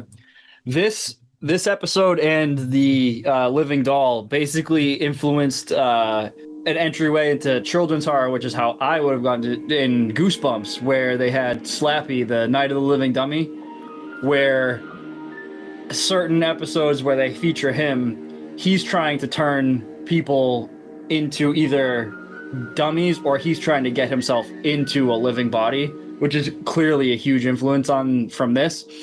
So this episode is basically like the syllabus for dummy or like toy horror, like kind of stuff. Like you get like that, and then you get like obviously child's play. Living Doll. You get like and then all that, you get Child's Play, you get fucking Dolly Dearest, you get Puppet Master. From all that stems from this. Demonic Toys, yeah. That movie. And Doll Man. Yeah, you get all that from this, and this is definitely a highly influential episode. The ending is absolutely fucked though. It's so dark. I love those. Yeah, I like those dark endings, and I thought of another one, the clown in Poltergeist. Yeah, absolutely, yeah. There's a good Tales from the Crypt episode about this kind of stuff too. All right, wow, great top 5 pick. Ghoul, what's your number 5? My number 5 is I Shot an Arrow into the Air. Season 1, episode 15. Order breaks down between 3 surviving crewmen whose rocket ship crashes on an unknown world with limited water and supplies. Guys are sent off in a rocket to go to space, and they land in the middle of a desert nowhere, and they're like stranded, and paranoia sets in, and this one guy basically offs all of his men. Wow. Thinking that they're trying to find like a source of any sort of life, and they think they're on this asteroid, and it turns out they never even left Earth. They were only in fucking the middle of Nevada in the desert. Yeah, I gotta rewatch this. I heard, because he eventually like sees telephone poles. He sees they see telephone poles, and then he crawls over the hill and he sees a sign for Reno X miles away, and then he sees cars driving by, and he was like, I didn't even fucking leave Earth. I murdered these people for no reason. Mm-hmm. That's a great. Now, what makes you pick this as number 5? So the human paranoia element has a lot to come into play with my next few picks. But this one especially, like, I love a story when like they think that they're one place that they're really not, but because they're so unfamiliar with surroundings that they normally should be with, that they just think like, oh, like obviously like movie sets are like, we need a place to feel like Mars. We're gonna go to the middle of Utah or whatever to film. It could feel like that. But the fact that you could go for miles and miles and miles without seeing any sign of anything that resembles what you know on Earth, and to get so paranoid as to that you think your own men are turning on you, that you kill them, and then the irony of, oh shit, I never even left my home planet.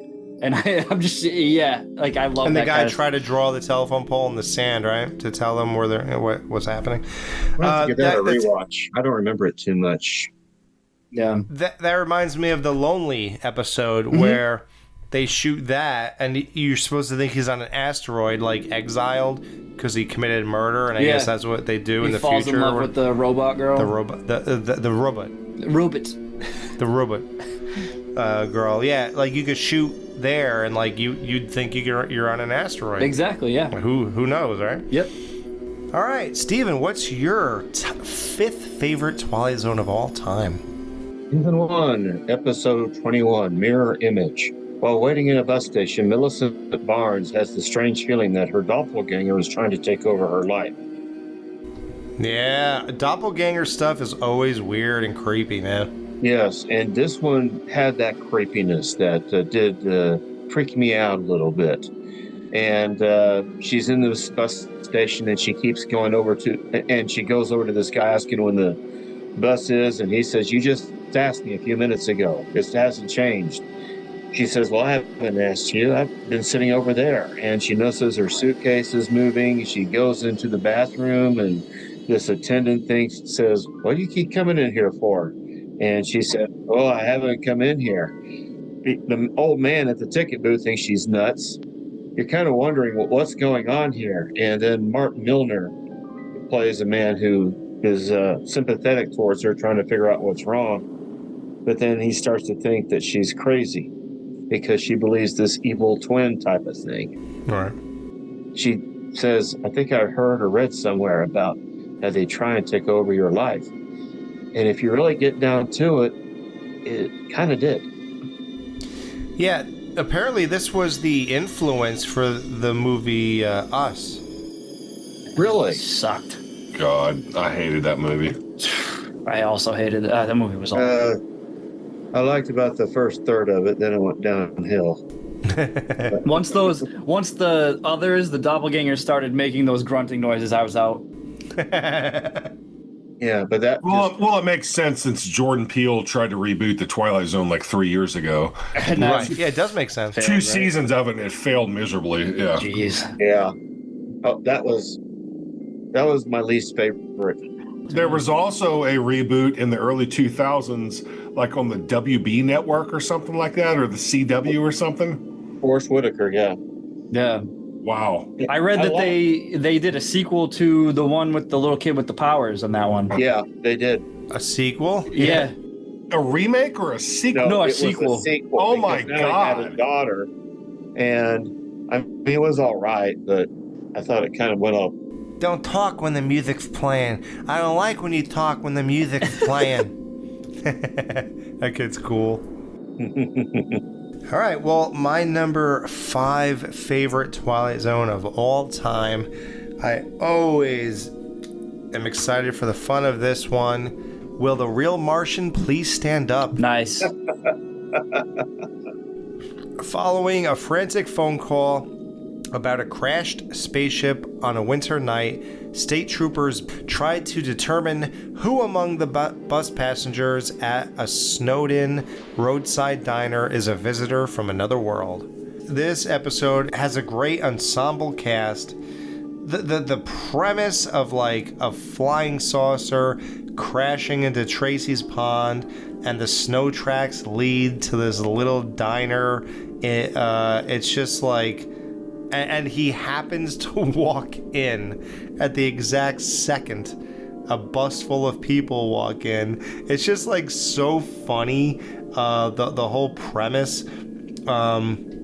He looks perfectly human. He talks English the whole nine. Like nothing is amiss here. But I love the whole snow thing. I watch it every winter, like when it snows. Almost reminds you of a certain movie from the 80s, huh? The Thing? Exactly. The Thing. There's 2 flaws of the episode, but obviously it doesn't change my rating here. When he comes back into the diner and he's talking to the guy at the counter, he's like, but you fell into the river, but you're not even wet. He goes, wet? What is wet? Dude, you just earlier referenced a Gestapo headquarters. You said, is this a diner or a Gestapo, whatever? And it's like, you know about like the war and Nazis and all that, and you know every single English word so far, but you don't know the word wet? Like, that was kind of a cheap way to get to where they got with it, but that's not a big deal. And the other weird thing is, so the big reveal is that the guy, the happy-go-lucky the guy at the counter is actually a Venetian, and he lifts his hat, which is great because he got a job that perfectly covers his third eye. It's his third eye. And he lifts it, and that's great. It's a great twist, but you wish you could go back and rewatch it and get hints of that. Like, normally when you have a big reveal, the fun is going back and seeing, oh yeah, wow, he was also an alien, but there's none of that here. So like, yeah, like that's the only like kind of well, that's kind of not. Well, I think that's because of like the time it was made. It wasn't like if something like that was made now, where they would have like included hints at what like the character was throughout the beginning, and it wasn't until rewatch. It's like The Thing, obviously. Like, oh, when you go back and rewatch it, you notice this about this character and this about that. Right. But like, obviously back then when they're making this, it's supposed to just be. It's about the twist. Right. Exactly. I will say the third eye reveal. It looked so fucking stupid. I mean, I know it was a different time and everything, but I thought that's really the best they could do to make that third eye. Isn't that wild? That's the best. Oh God. They tried their best. Yeah. I just liked it was different in being funny. Yeah, it was funny. Like, how many legs? How many legs? I'll belt you one, Grandpa. Yeah, so that's number 5. Will the real Martian please stand up? I'm sure it's not a technical classic or anything, but I think it's a fan favorite. I think a lot of people are very fond of this episode. I think it's fun. I mean, did it inspire a certain famous rap song? I don't think so. I don't know. The real something please stand up? I don't think so. Famous I rap never song? heard of one. I can't think of it. I can't think of one. No. Nah. Number 4, what is your 4th favorite Twilight Zone of all time? Chris, man, we are getting to the nitty gritty now. This is going to be short and sweet. We've already talked about it from season 2, The Silence. All right, man. Just because I dug the story, just the bet thing and the little contraption room they built, and then at the end when you find out he severed his vocal cords, I was literally blown away. I did not expect that coming, so I'm not going to get too deep into it. We already talked about it, but I thought that was a fantastic fucking episode. Oh, that ending. Let's talk about one thing we kind of missed before. What was more devastating? Him that he cut his vocal cords, or that the guy didn't have the money? Ooh. It's like a 1-2 punch, right? Wow, never thought about that. He cut his vocal cords for nothing, basically. For nothing. That honestly, I would like. I'd kill the guy. Although, granted, having the ability to not have to fucking talk to people seems kind of ideal. You're so stupid. But he did that for nothing, basically. Yeah. It's not like he can file an insurance claim for that or something. Right. Yeah, he did it on his own. Dude, even if he just hung out in the room for a year, I'd be pissed. Yeah, you can't get that year of your life back, regardless if you cut your throat or not. Yeah, true. That guy can still somehow make $500,000 at some point, right? Yeah, I guess. Even though I guess he quit his job, right? He didn't go to work for a year. Yeah. No. I meant the guy who couldn't pay him. He could still somehow make the $500,000. I don't know. It didn't sound like it. He said he'd have to beg in the street to give him $1,000, right? Yeah. Yep. Because he had nothing basically. Yeah. He was just cheaping out on him. Nothing. God. Yet somehow he belonged to Bushwood. Right. How did he pay the fee every year? Right. Yeah. Bye, Bushwood. So yeah, great pick. Steven gets what I'm saying. Ghoul, what's your 4th favorite Twilight Zone of all time? Okay, my number 4th favorite is from season 3 called The Grave. I don't know what this is. I'll say that up front. After being hired to track down outlaw Pinto Sykes, but failing, Old West lawman Connie Miller is challenged by townsmen who killed Sykes to visit Sykes' freshly dug grave and prove how courageous he is. So this one has some old school Western baller favorites, Lee Marvin and what's his the other dude, why can't I think of it? It should be in your thing right there. I just closed that out because I'm a fucking idiot. I have it on my phone. No. John Wayne? No, Lee Van Cleef. And Mario Van Peebles? it's not New Jack City. Well, I like this one because this is based on like a very common ghost story where So this guy gets killed, and then he vows revenge, even from beyond the grave, on somebody. And he says, if this guy ever comes near my grave, I'm going to grab him and I'm take him with me. And so then they bet a wager on Lee Marvin's character. They say, here, put this knife into his grave, and we'll go at night, and we'll go in the morning to see that you did it, and we'll pay you whatever the bet is. And it's been a little while, but I do remember liking it. I was going to say, Steven, I'm sure you have, but Chris and Alex, you haven't? Nope. I will, Right. though. I can't say I did. It's really nothing special, but it's based on a very old ghost story that is like, you go to a graveyard to do something, and it turns out that like the plan is to stab a knife into the graveyard to prove that you did it. But I don't know. Do you want me to get the ending? No, don't. No. Okay, all right, If people know it, they know it. But yeah, whatever. I like this one because I love Westerns, but I also love it mostly because I love the ghost story trope that it is doing, because it's a very classic one that you don't see a lot, but I read about it a lot as a kid, and I really liked it, and this one embodies it. It's also cool to see Lee Marvin, as he's a tough guy, but what happens to him, he ain't so tough. So Was Emilio Estevez and Val Kilmer in this? no, I think you're thinking of Am I getting confused? Emilio Estevez and Val Kilmer. Now, Alex, I know you were joking when you said Mario and Peebles, but you do know he directed and starred in a Western in 1993, right? No. Yeah, it's called Posse. I thought that's what you were referring to. Then I thought, he doesn't know about that movie. Fuck no, I don't Dude, know when we that. do Western Yeah. month, just Wow. Well, I can't say I'm insanely familiar with this one. I don't even know if I've seen it. this is one of those So- strays that I looked at and I was like, oh hell yeah, and I watched. I was like, beautiful. No, I can't wait. All right. What's your fourth favorite Twilight Zone of all time, Steven Scott?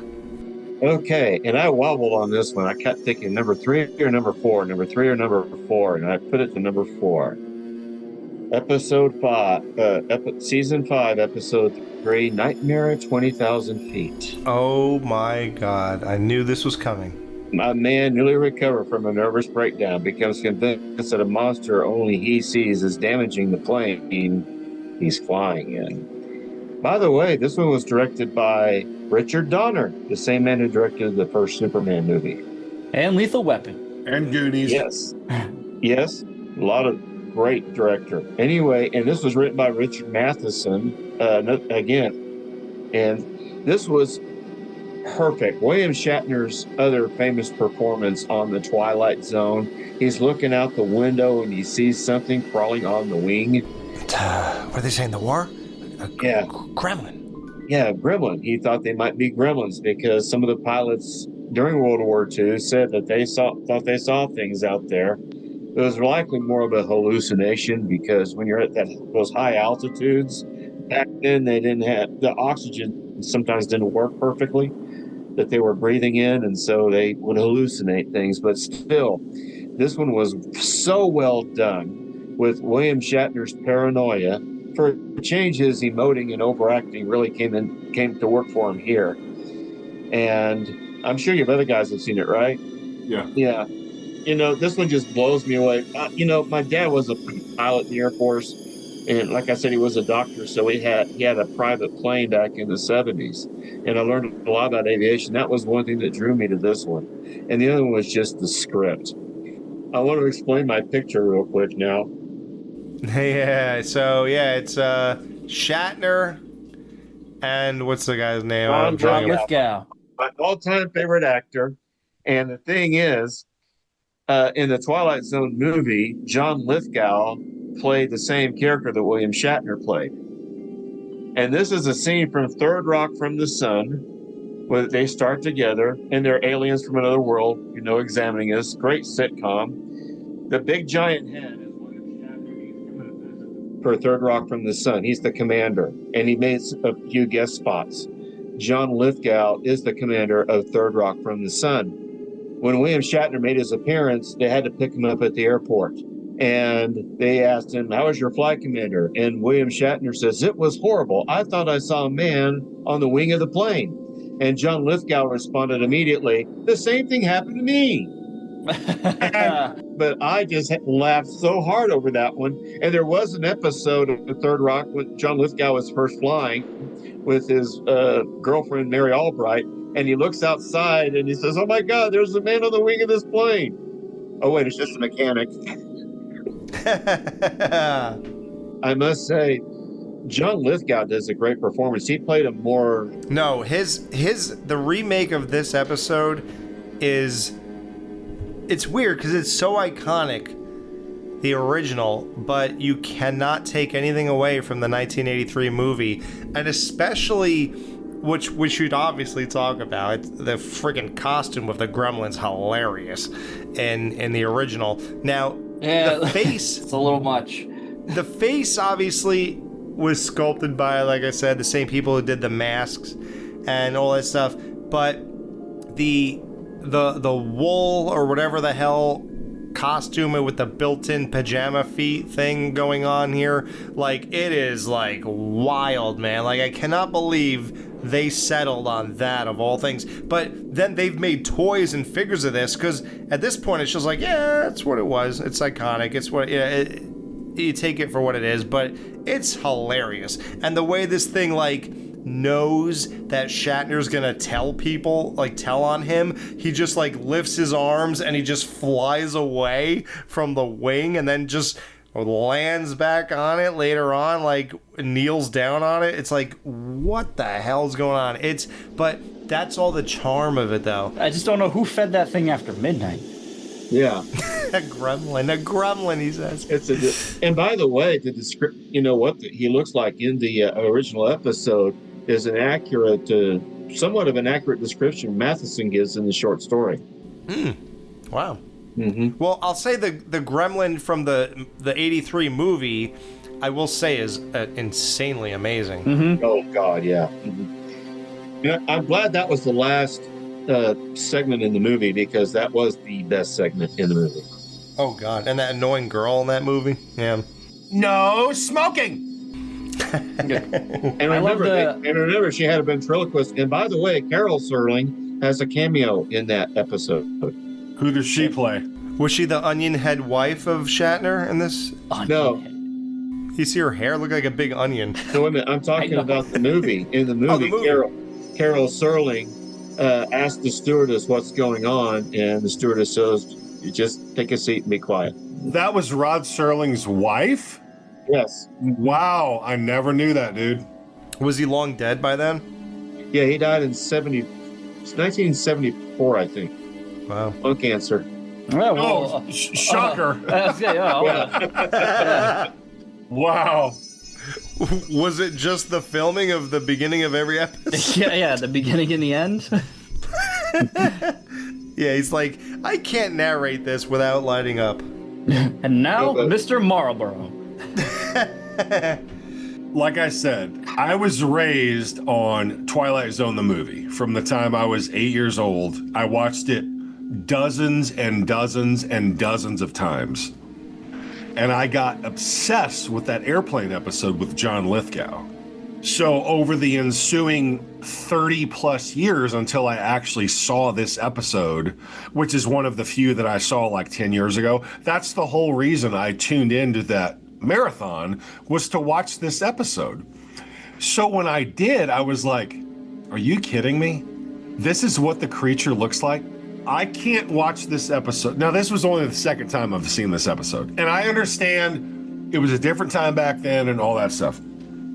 But that John Lithgow chapter of the movie is probably my favorite installment of any anthology horror movie ever made. So I'm extremely biased for that. And when I saw this episode like 10 years ago and I saw the quote, gremlin, three things jumped out at me. Or three things popped in my head. It looks like, 1, Fozzie Bear. 2, John Candy's character, Barf from Spaceballs. Or 3, it looks like the guy in the bear costume that's sucking off the other guy in The Shining. when Wendy's walking around and she looks and it's like dun dun dun dun, and the guy sits up and looks. I thought, is this really what was scary back in 1962 or one or whatever the hell this was like? Yeah. I'm sorry. I appreciate that this is a classic episode. To me, it's horrible because John Lithgow. Oh, wait a minute. Barring the costume, it's horrible? John Lithgow's performance in the movie, his range from nervous person all the way to completely full-blown psychotic paranoia is so believable and so incredible to me that when I watch this, it just bores the shit out of me. I'm just going to be honest.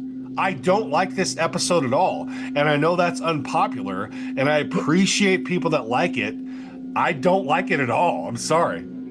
I'm going to have to side with Chris on this one. Not just because, no, it's because I was spoiled by the movie version. Like, that's just what it was. Well, of course they're going to ramp it up in a movie 20 years later. No, I get it for you have guys. to admit, though, and I will admit, John Lithgow, bar none, can act circles around Shatner. I would agree. I don't know enough about him to agree, but sure, okay. I'm sure. Dude, you got to watch Cliffhanger. I did. I have it, the 4K. Oh, well, watch Blowout. Have you ever seen Harry and the Hendersons? Raising Cain. I never saw that. Listen, I love Lithgow. I'm not saying anything about him. I love him. And I realize that Shatner has a very specific, specific acting style. He's very stoic. He's not stoic. Shatner is his own world of acting. I mean, like, you either like him or you don't. I really like him in the Nick of Time. Nick of Time. Yeah, I've had that happen. It's like Cobra Kai. I love Cobra Kai, but when I go back and watch The Karate Kid, it's terrible. Get the hell out of here. So stupid. I guess you won't be on any future episodes, Chris. But no, Steve already heard those episodes. No, I get it. Like, when you directly update something and then a kid of the 80s is watching it, and then like years later he watches the black and white TV version of something, I guess I get what you're saying. Luckily, I was not a victim of that feeling because I watched your movie first as well.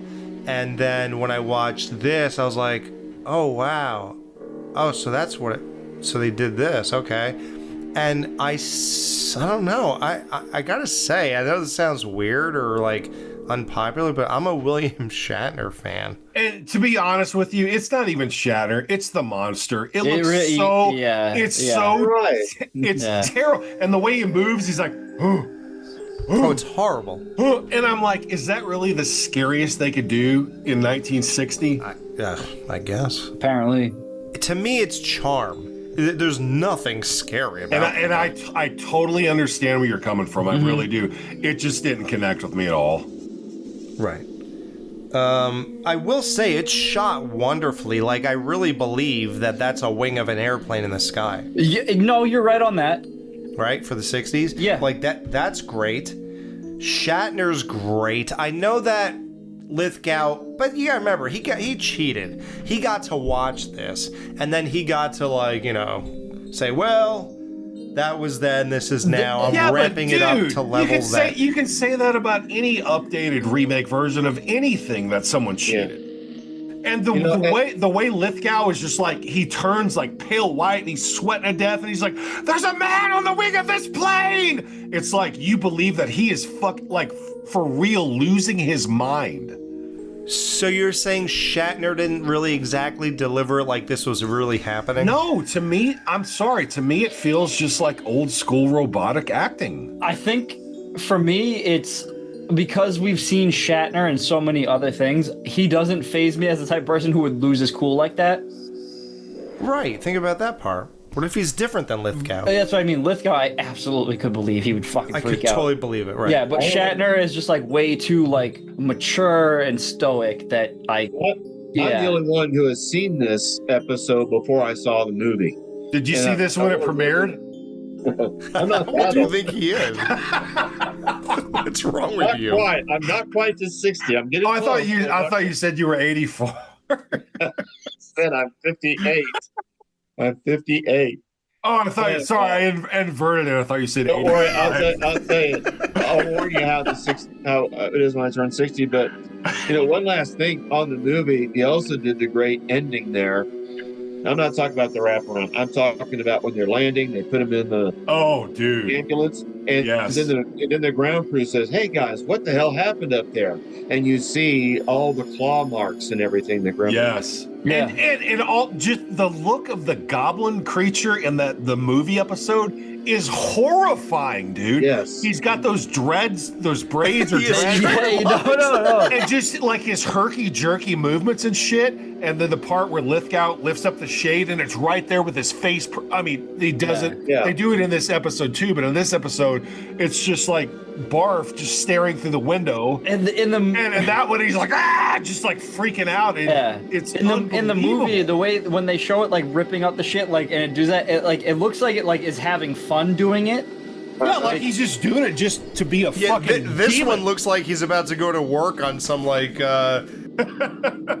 But yeah, like the other he's one working looks like on a it's like rock and 58 roll. Like Chevy he's or like, something. yeah, like rip the fucking shit out. Yeah. like he's working on the solenoid. Yeah. The only unbelievable part. Yeah, the only unbelievable part in the movie was all that leg room Lithgow had. Yeah, that was ridiculous. Yeah. Wasn't riding JetBlue, that's for sure. When Lithgow goes out the window and shoots the gun at him, that thing looks over at him like, "You motherfucker," and jumps off and just starts running at him, and they do like that close up on him. Yeah. And then he grabs his hand and drops the gun out of him, and then he puts his whole palm on Lithgow's face, and then wags his finger at him like, no. Yeah. And then he just jumps off and flies straight up into the sky. To nowhere, right? Unbelievable.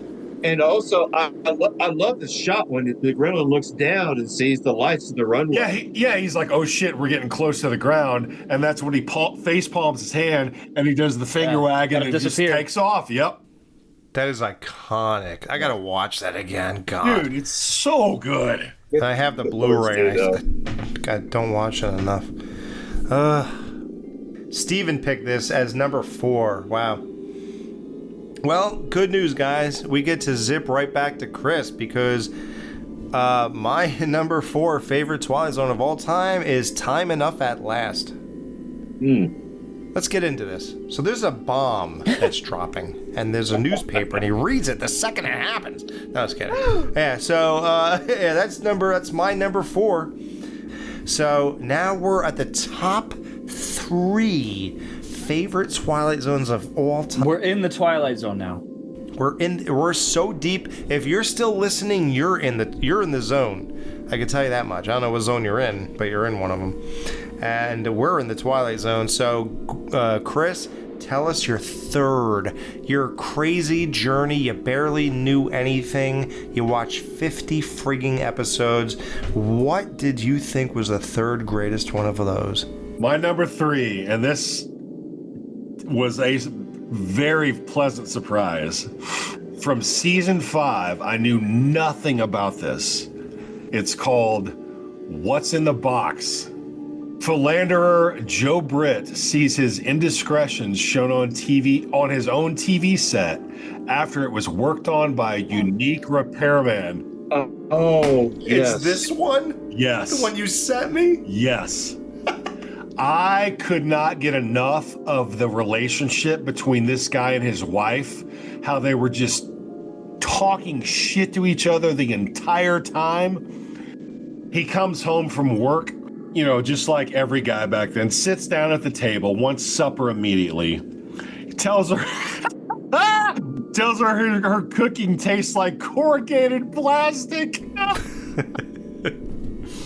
And their TV's out, so there's a TV repairman there. And as soon as the TV repairman started talking, I instantly recognized the guy's voice, and I thought, no, that can't be. But I looked it up, and I was like, holy shit, it is. The TV repairman in that episode is the guy that voiced Winnie the Pooh in those old like 60s and 70s Winnie the Pooh cartoons. Immediately knew his voice. He's got that big poof of blonde hair on his head, and it just blew me away. So the guy had cheated on his wife, and she accused him of it, but he was denying it. And then he goes to watch TV, and he turns into Channel 10, which they previously didn't have before, and that shows a video of him with his whatever you want, girlfriend or whatever you want to call it. Yeah. So then for the rest of the episode, he's freaking out because of the TV. His wife comes in. By then it goes off. She doesn't see anything. So him and his wife are just going back at each other the whole episode. They end up getting in a fight. First he calls her a stupid cow, breaks a chair over her back, throws her through a shelf to the ground, and fucking punches her square in her fucking jaw, dude. And she goes flying out the window of their apartment. Chicks in the 60s loved that shit, dude. I love when he breaks the chair over her back. Oh, dude, it's like WWF. He busts that, exactly, he crushes that chair over her back, and she's throwing shit at him, breaking it against the wall, and then he just fucking squares up. He just knocks her out. Belts her right out the window. Wow.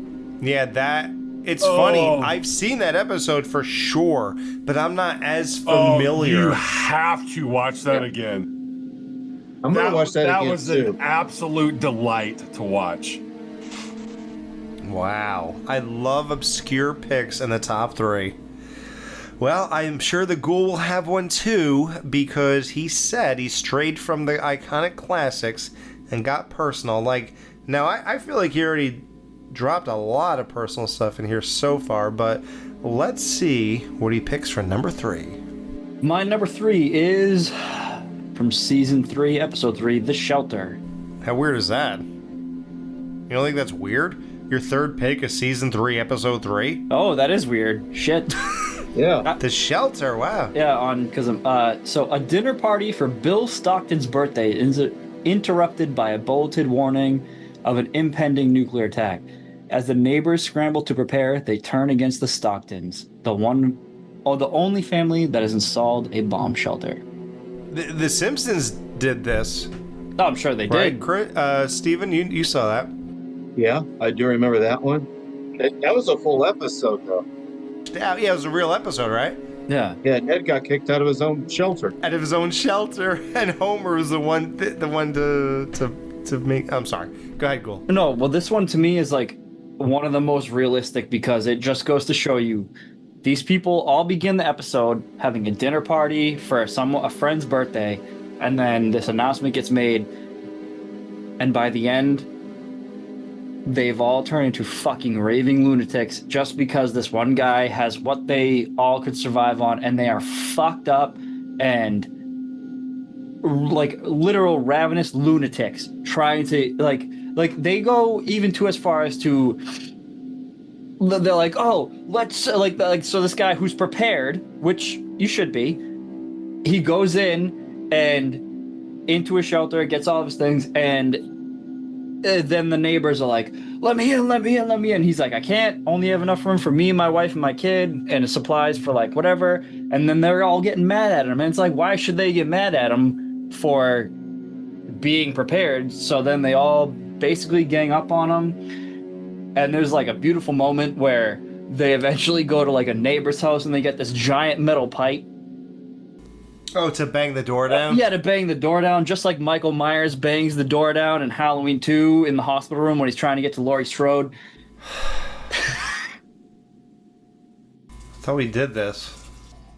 But no, this episode is absolutely insane because at the very end, after they're like, oh no, the UFOs were only just satellites, and then they're like, oh, yeah, we could have a block party, celebrate whatever tomorrow. And then the main guy is like, I don't know if we can do that. Like, I think we just all basically revealed who we truly are day to day.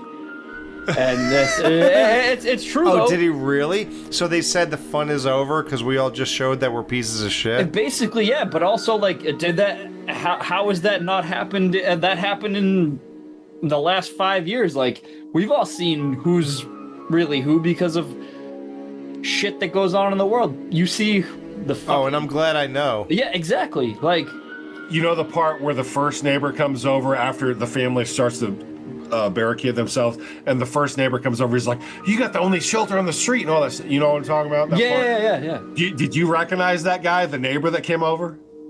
I feel like I did, but I didn't look him up. I recognized him immediately, and I looked it up to confirm, just to make it. It's Grandpa Joe from Willy Wonka. Of course he fucking is. Scumbag times 2. Did you check if he had coke nails? Cokie Joe. Koki Joe. Wow, I gotta listen to that review again. Did you check if he had coke nails? He didn't have coke nails. Well, he sure acts like he did. Yeah, he's all hyped He up. was tweaked Oh, out, he's yeah. insane. He's tweaking. Yeah, he basically leads the charge of like all the insane neighbors.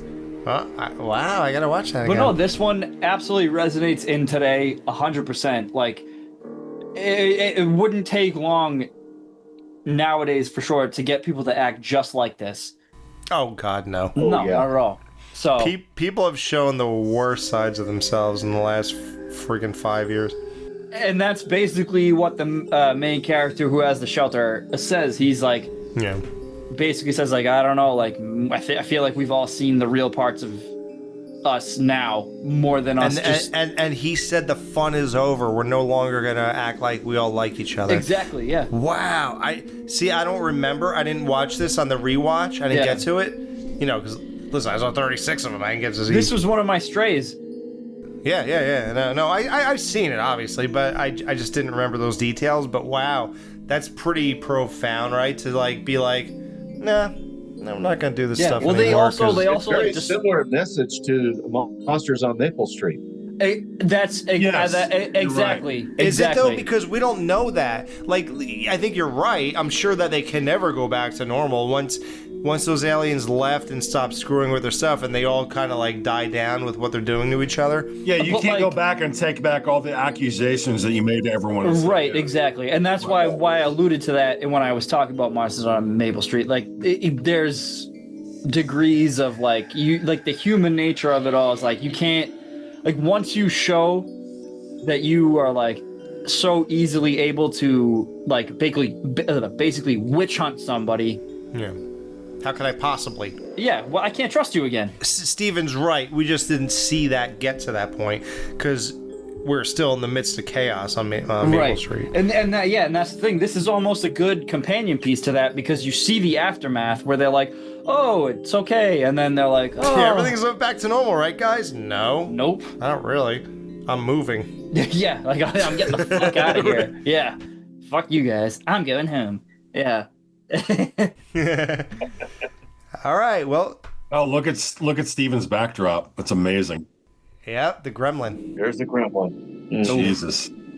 Yeah, I will say that's my real true gremlin. Listen, I love 20,000 feet, but this is my true gremlin. I wish I could have seen your face. And I like how they renamed the chapter in the movie Nightmare at 30,000 feet. Yeah, they raised it 10,000 feet.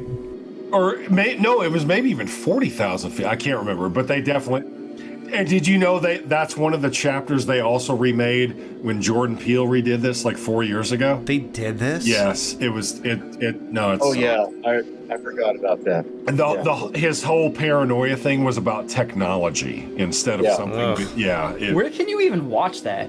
Well, it was originally on, was it Paramount Plus? It was one of the streaming things. I can't remember. I think it went Also, to Sci-Fi Channel. I'm so mad that I couldn't see Alex's reaction when I did the Halloween 2 reference. You were sharpening your pencil. Sharpening your pencil. I'm sorry. It's all right. I'm glad that that was the planned one. Steven, what's your number? This is a big deal. Your top 3. Well, it's from season 3, episode 8. Not 3-3? Okay. It's a Good Life. Oh, I knew somebody would pick this. Family farm in Parksville, Ohio, young Anthony Fremont, who has vast mental powers but lacks emotional development, holds the terrified family and neighbors in thrall to his every juvenile wish. I'm going to wish you into the cornfields. Yeah. Now the Simpsons episode was amazing. Oh yeah. Remember he puts Homer's head on the Jack in the Box? Yeah. Well, and it's the same thing in this episode. And this, yeah, they do it here. Yeah. And if you really think of it, that at the end, God, that was even when I'm like 11, 12 years old, I even found that very, disturbing in a way, because they even have a picture of the man at, his head, His real head, yeah. Yeah, and it was really creepy. And then everyone else in the room says, "Wish it in the cornfield, Anthony. Wish it in the cornfield." Yeah, they want him to just disappear. Yeah, and then the snow that fell. They said, "Oh my God, this is going to ruin the crops." Yep, exactly. I know this is probably what they were getting at, but I see this now where kids are so fucking entitled all the time. I'm a teacher. Geez. I deal with this shit all the time, and it's really frustrating. And I'm sure that was part of the thing that I forgot who wrote it, but that this was about, because if he didn't get his way, he'd wish someone in the cornfield. Yep. And I will say also, start to piggyback, this was my second favorite segment in the Twilight movie. And I thought they did a great job in modernizing it. It's fantastic. Yeah.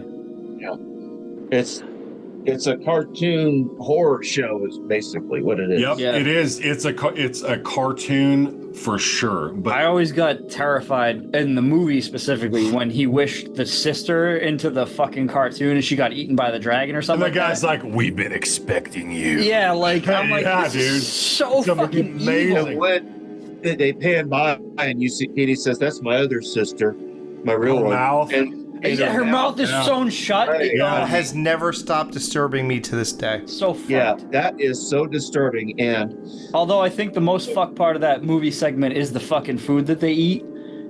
oh The- God, The peanut butter burger. Peanut butter cheeseburger. Oh my god. Ugh. yeah. Oh, and by the way, the little boy in "It's a Good Life," Billy Mummy, has a cameo in this particular episode in the movie. Is he in the bar? Yes, he's in the bar. Yes, He's the right. Oh, is redheaded he's guy, an right. adult? And isn't he also the same kid that's in the Long Distance Call episode of this original Twilight? Yeah, Yes, he's yes. long distance call, and then he's Right. also. And I think he was. It was the me in Pip. praise of Pip too. Yeah. Yes. Oh shit! Okay. Yeah. A great episode, and the mouth thing has never left me. Like, Yeah. the way I felt about that as a kid has never left me. From the movie. Yeah. Yeah. Oh, dude, when she's just staring at the television and she's got no fucking mouth. Crazy. And she's all wide-eyed. Yeah. Oh it's- yeah, it's like her eyes could not be any wider as she's staring at that TV. Yeah. It's And then when the uncle reaches in the hat, and that giant demonic rabbit comes out of it and just like shake. Oh my god, dude, it's incredible. you can't forget those images. And I forgot that actor's name. He was just phenomenal. Oh, the white-haired grandfather guy. The grandpa? Oh, he's been in Yeah. everything. He's famous. I Oh, thought. he yeah, was he's in OG Body Snatchers. I was Yeah, thank that's you. right. He was in both of them. He was in the original and the remake, and a Yeah, that's cameo right. in the remake. Yeah, One of the few remakes I thought outshine the original. agreed. Outshine, outshine, outshine. What is that? Creed? Dude, I'm like 9 beers in. I don't know. I just know outshined. Kevin McCarthy. Who, Yeah. What? Thank you.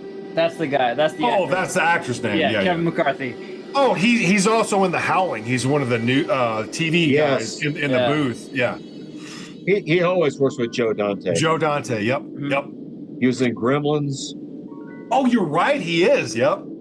All right, well, we get to breeze by me, guys, because my pick, my third favorite Twilight Zone of all time, is Nightmare at 20,000 Feet.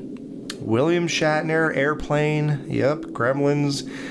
Yeah, so we did that. So, yeah, we're like breezing through me here. Well, that's fine. It's a long show. Chris, what's your second favorite Twilight Zone of all time? Okay, so this is going to be another quick one because we've already talked about it. My number 2 from season 1 is The Hitchhiker. Nice. Just real quick, this is one I did see 10 years ago when I was watching the marathon. I loved it back then. I loved it again this time. Something about that hitchhiker, even though he just looks like some random shaggy kind of bum guy. Something about his face, his expression is very creepy to me. It is. His mouth is what does it. I don't know what it is. It's just, and then the fact that she just keeps going and he keeps popping up.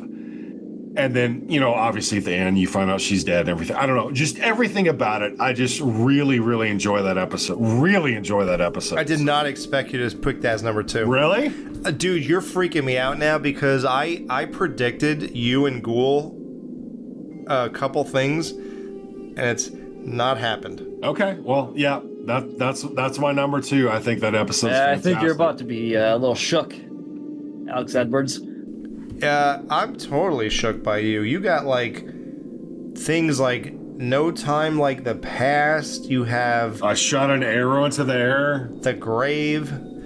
Like I'm dying to hear this. What is your you're second? You're gonna love my number 1, dude. Oh, good. What's your second favorite of all time, Ghoul? My second favorite of all time? I don't know. We're in the third one. No, second. Unless I'm crazy. No, you're good. No, yeah, we're second. It's 2, yeah. My second favorite of all time, we don't need to talk about because it is The Masks. Yeah. With the 37-year-old football player. Yep.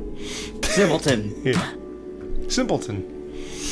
The Masks. Mardi Gras. That didn't make my list, but that is a good episode, I will admit. I just love the old man so much. Exactly.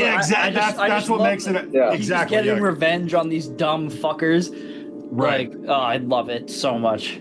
Yeah, they couldn't be any more vapid if they tried. Vapid is a fantastic word for it. Yep. Are you trying to talk over my head? What do you mean by vapid?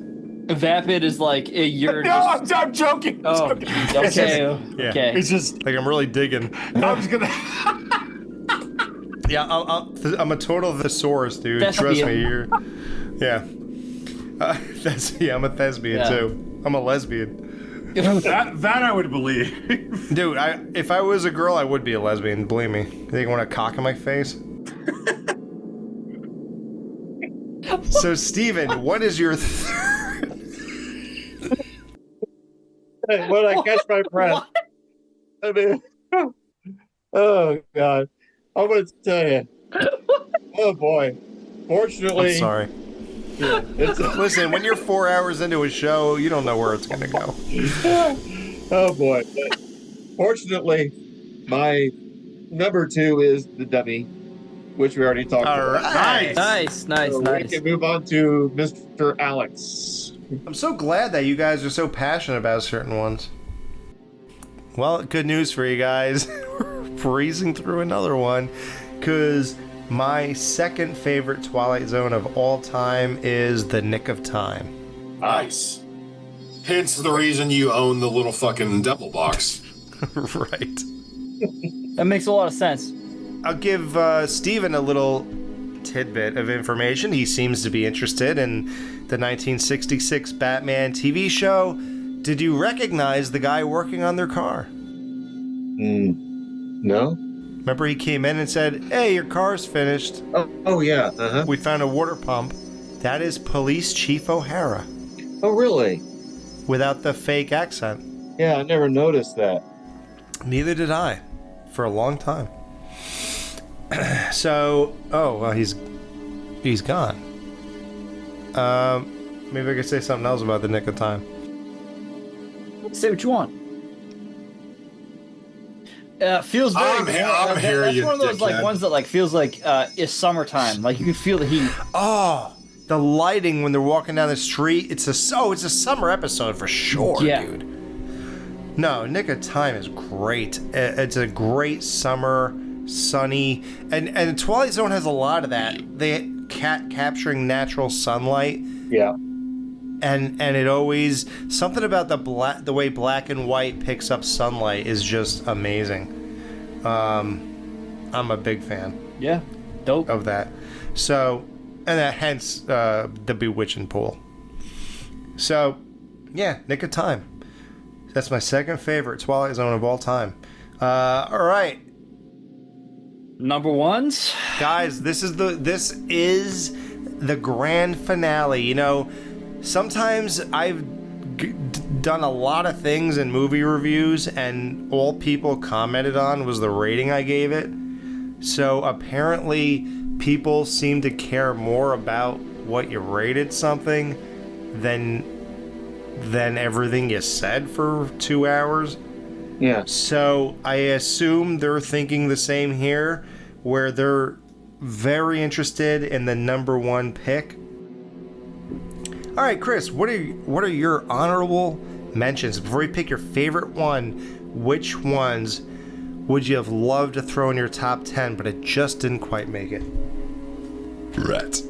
I'm just going to rattle off about 10 episodes. That could have theoretically made about the final 3 spots of my top 10, because there was a lot of episodes vying for those final 3 spots. No, maybe not 10. Penny for Your Thoughts. Yeah. Night of the Meek. I just love the Christmas. I just wrote that down. I just love the whole Christmas aesthetic and the Santa Claus thing of that episode. I thought it was great. Lateness of the Hour. I especially love when the woman's sitting in the chair and getting a shoulder massage, and she sounds like she's having an orgasm sitting there in the chair. Uncle Simon, which you recommended to me. Dude, I was hoping somebody would have that one. The robot was kind of goofy, but also kind of creepy at the same time. What an ending. Printer's Devil, because Burgess Meredith was great. I really like that. The Lonely, which you guys already mentioned. The After Hours. Oh, Most Unusual Camera. I thought that was really cool. That was cool. Yeah, that was a good one. Those are my honorable mentions. I don't know how many that was. It doesn't matter, but those are the ones. Yeah. All right, Ghoul, what are your honorable mentions before you pick your number one favorite episode of all time? In no particular order, it was The Dummy, The Howling Man, Yeah. The Midnight Sun, Yes. Steel, Yes. and The Invaders. That's one of Gary Myler's favorites. Steve and Scott, what are your honorable mentions before you pick your number one favorite of all time? The 30 Fathom Grave, Judgment Night, Little Girl Lost. Oh, yeah. The Simpsons did that. Yeah, and actually that was what inspired Poltergeist too. Number 12 will be The Masks, and number 11 is The Howling Man. Oh, you did it in order. Wow, nice. Yeah.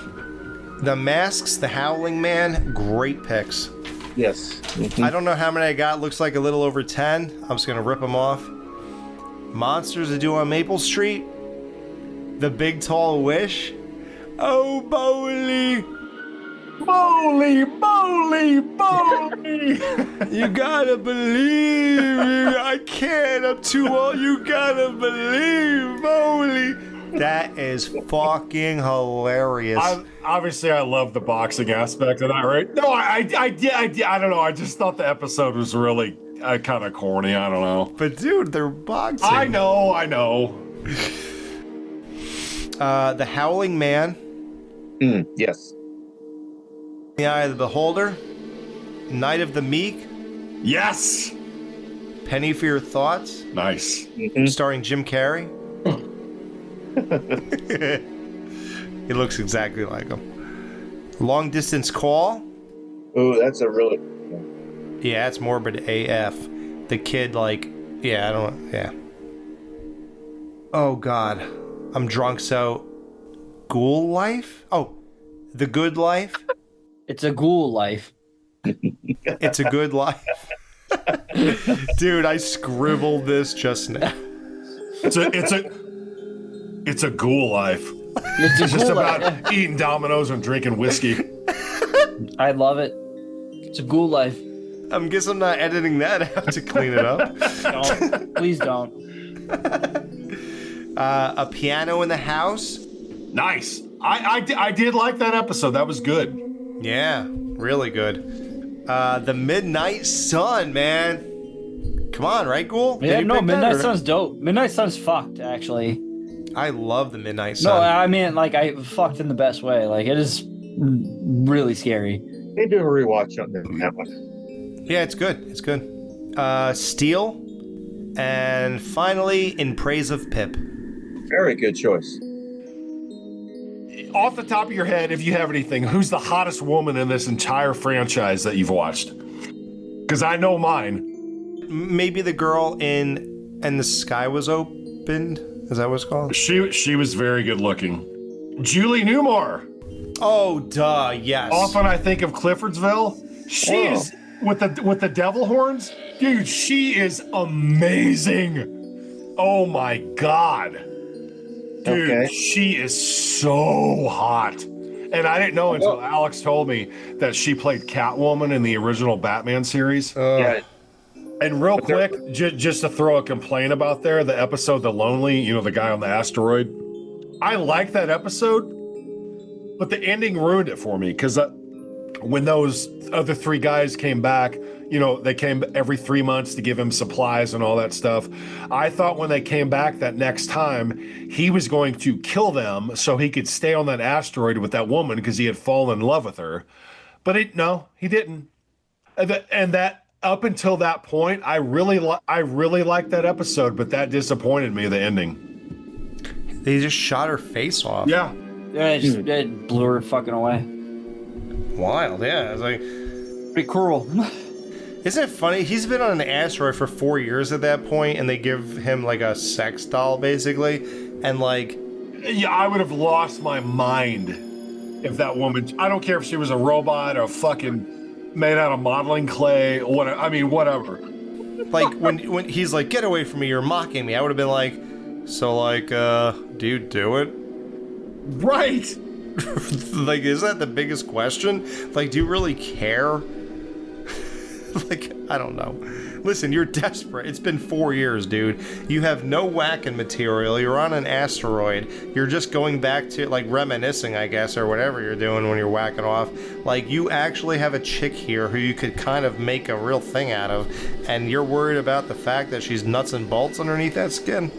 I've been like, well. Ghoul, did you see the episode called, just real quick. Ghoul, did you see the episode called The Invaders?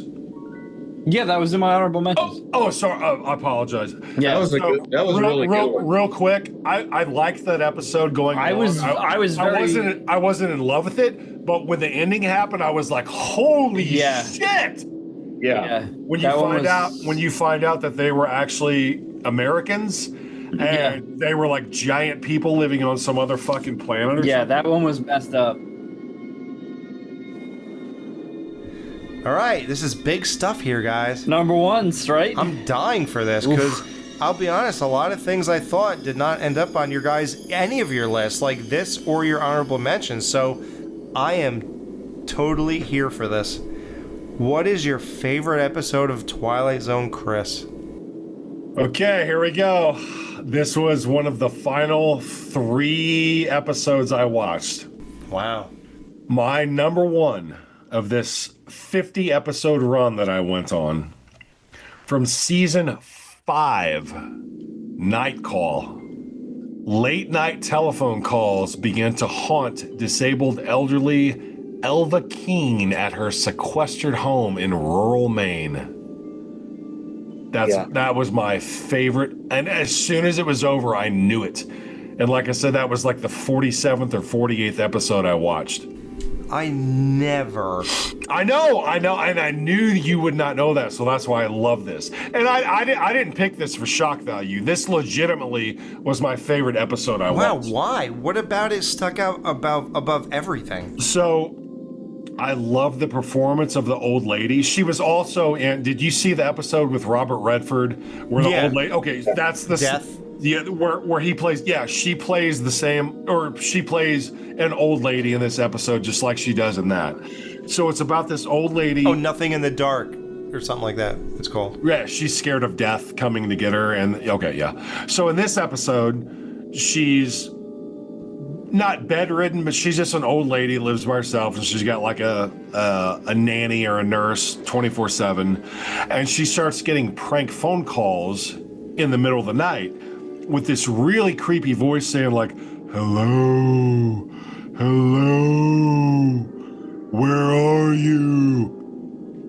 And she just thinks it's, someone playing a prank on her. So she calls the operator. over and over. Then it happens again. Then she calls the operator again, and blah blah blah. The voice on the phone to me is really creepy. Just the whole delivery of this guy. I want to talk to you. So you're like, what the fuck is going on? So finally, she gets the operator. They trace the call, and the calls are coming from so they had recently had a storm, and the calls are coming from a fallen phone line that had been disconnected, like because of a storm. It had been like, cut in half or whatever. And the wire was laying on top of a grave in a cemetery. And you find out that it's laying on top of her ex-husband's grave, who died in a car crash decades prior because of her she was the driver in a car crash that her husband died in. Well, you don't mean ex-husband, you just mean widowed. Whatever. Widower. Right, they didn't get divorced before he died, right? No. Oh, okay. So, and he went through the windshield and was cut to pieces, they say. Ugh, God. And she finds that out. So then she's like all about it. She's like, oh my God. So then she wants to talk to him. And the episode ends with her lying in her bed, picking up the phone. It's horrible. Wanting to talk to him. And he's there. But then he won't talk to her anymore because previously on one of the prior calls, she was like, leave me alone. Don't talk to me. So when she gets him connected again, he won't talk to her because when she was yelling at him prior, she said, leave me alone. And he says, I always did what you tell me to do, or something like that. And then it's over. And she's like, well, I didn't know it was you. And he still doesn't give a fuck. Exactly. He's like, I don't care. So it's a heartbreaking one. Her performance, the guy on the phone, his voice, the whole thought of, oh my God, this call's coming from a fallen phone line in a cemetery, everything, and then the ending, everything just fucking worked for me. And I was like, as soon as I was done, I was like, well, that's my favorite episode. Wow. Nice. That almost made in my honorable mention. Yeah, I should have said it too. I like it. That definitely would have been in mine. Yeah, I guess I didn't think of it. Yeah, I loved it. Wow. Loved it. Wow. Dude, Your Matheson. And that the only reason I watched that is because that was one of the 6 episodes that my friend, how do you pronounce his name? Gary Myler.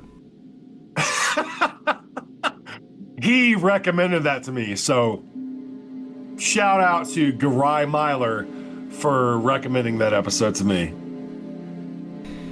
Ghoul, what is your favorite Twilight Zone episode of all time? So, my number one has already been mentioned multiple times. Even from watching before we were rating this, when I started watching this just to watch it. Really? Yep. My number one is Time Enough at Last. Why would you get flack? What do you mean? It's one of the all-time most beloved episodes. I just think people, like, whatever, like I said, the cruelest ending of all time. He can't see a damn thing. Like, he finally gets the one thing that he loves, and then it literally shatters. Yeah, he found the library. It's like Ghoul finding a distillery, an unlimited distillery, but every bottle has like a glass cap where the whiskey will not come out of it. And then there's no chasers. No, that's a great pick, Ghoul. I love that episode. For the first half of my journey through these 50 episodes, that was either at my top or right there at the very top. Yeah. Yeah, like I was like, as soon as I got back to Florida after like getting the spark to actually watch the series, that one, I was legitimately like sad. I think you mentioned it to us, but we didn't know it'd be your favorite. I did. No, I was legitimately sad at that ending. I was like, fuck. And one reason that I was so eager to see that episode is because in Twilight Zone, the movie, and the wraparound, the beginning when it's Dan Aykroyd and Albert Brooks, they're sitting in the car driving. they're talking about old Twilight Zone episodes, and the one of the guy's like, "Oh, remember the one with Burgess Meredith?" And the guy's like, "Oh, the glasses," and he's like, "Yeah, he breaks his glasses. Yeah. Wants to just read and blah blah blah." That was always in my head, but I'd never seen it until the last 3 weeks, and I finally saw it. And I was like, "That's what they were fucking talking about." Wow. I'm so pissed I don't have that fucking Blu-ray. That was your number 7 pick, Chris. I know it was a great episode. Yeah, my number 1. Yeah, that's my number 1. Wow, amazing, dude. Yeah, that's my number 4. So, all right, Steven, we're here. My number 1, it's on Chris's list. I forget where. Living Doll. I was just, God damn it! I was just getting ready to say, is it Living Doll? Yes, I love that one. I love it to this day. You know, I forgot to mention one thing when you were talking about was that soundtrack was just so ominous, like little oboe and plucked strings. And it was I'll have to go back. the and pay soundtrack. attention They to used that. an oboe and they used some strings, and it was just perfect to set the mood and tone. Yeah, I guess we already got into that one. It's funny because, like, as we're wrapping this up, we're just overlapping. You're the one. You're the last one. Well, I can't wait to hear what yours is, Alex. Does anybody want to predict it? I feel like I've lost track of what we've talked about at this point. Me too. I will predict your number 1 is Willoughby. You're right. It is, isn't it? Wow. Is that Wow. Am I? It is. It A is. stop at Willoughby. Wow. Yes. Wow, dude, look at you. How the hell could you have guessed that? it? He's psychic. I'm sorry. I get those two confused all the time. So do I. So what is it about that episode that encompasses you so much? Oh, just listen, I lived a really great life. I'm blessed. There are people their lives got cut off at 2 years old, 5 years old, whatever. Like, I'm not saying, and people have lived nothing but a struggle their entire life. But, like, I think other people have other types of traps they're in and things like that. And it just goes on, and they'd give anything to kind of get out of it and stuff like that. So, like, I think that I have aspects of my life that are like that luckily I don't dwell on. I'm not like a dweller. I don't think about the past and bad things that happened to me and stuff like that. So I don't have that kind of thing going on, but at the same time there's always that the yearning for a sort of escape and just a Willoughby or something like that.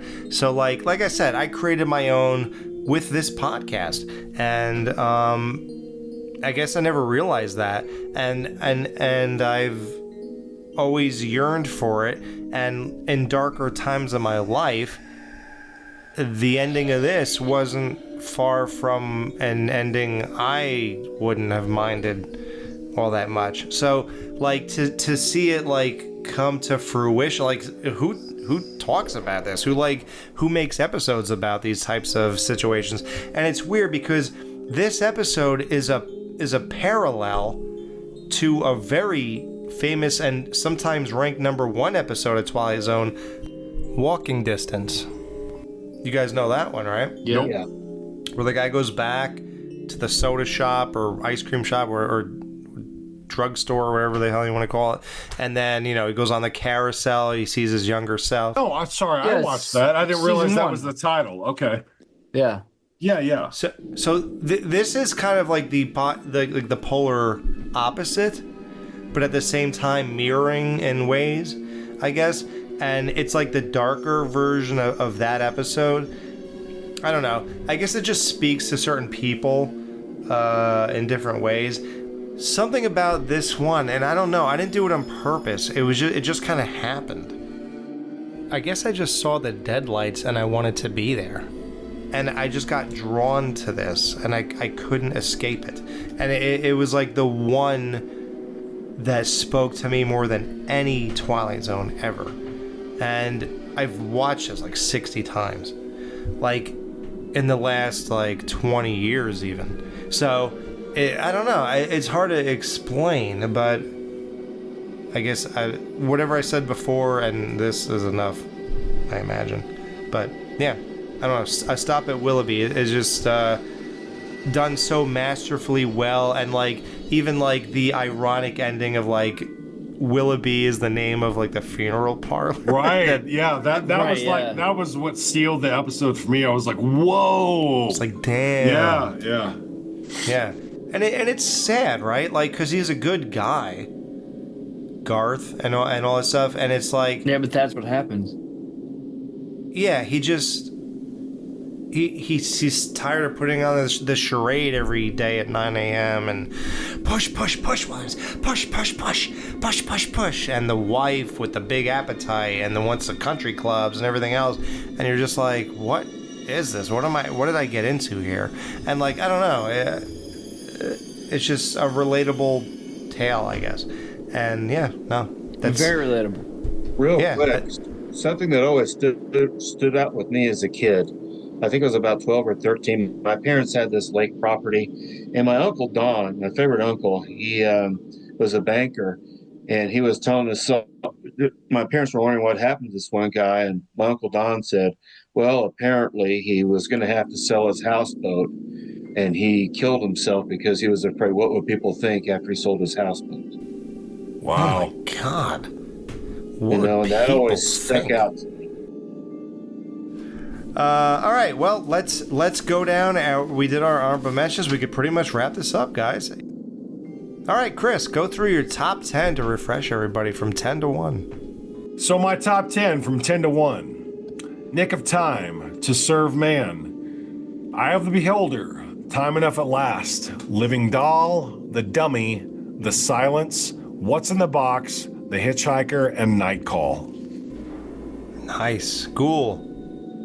All right, my number 10 was No Time Like the Past, The Hitchhiker, The Monsters Are Due on Maple Street, Stop at Willoughby, To Serve Man, I Shot an Arrow in the Air, The Grave, The Shelter, The Mask, Time Enough at Last. Nice. Steven Scott, what is your top 10 Twilight Zones from 10 to 1? Okay, number 10 was The Obsolete Man. Number 9, To Serve Man. Number 8, 5 Characters in Search of an Exit. Number 7, Nick of Time. Number 6, The After Hours. Number 5, Mirror Image. Number 4, Nightmare at 20,000 Feet. 3, It's a Good Life. 2, The Dummy. And number 1, The Living Doll. Nice. My top 10 from 10 to 1. The Bewitching Pool. The Silence. A Game of Pool. The Masks. And the Sky Was Opened. Will the Real Martian Please Stand Up? Time Enough at Last. Nightmare at 20,000 Feet. Nick of Time. And A Stop at Willoughby. Whew. Man.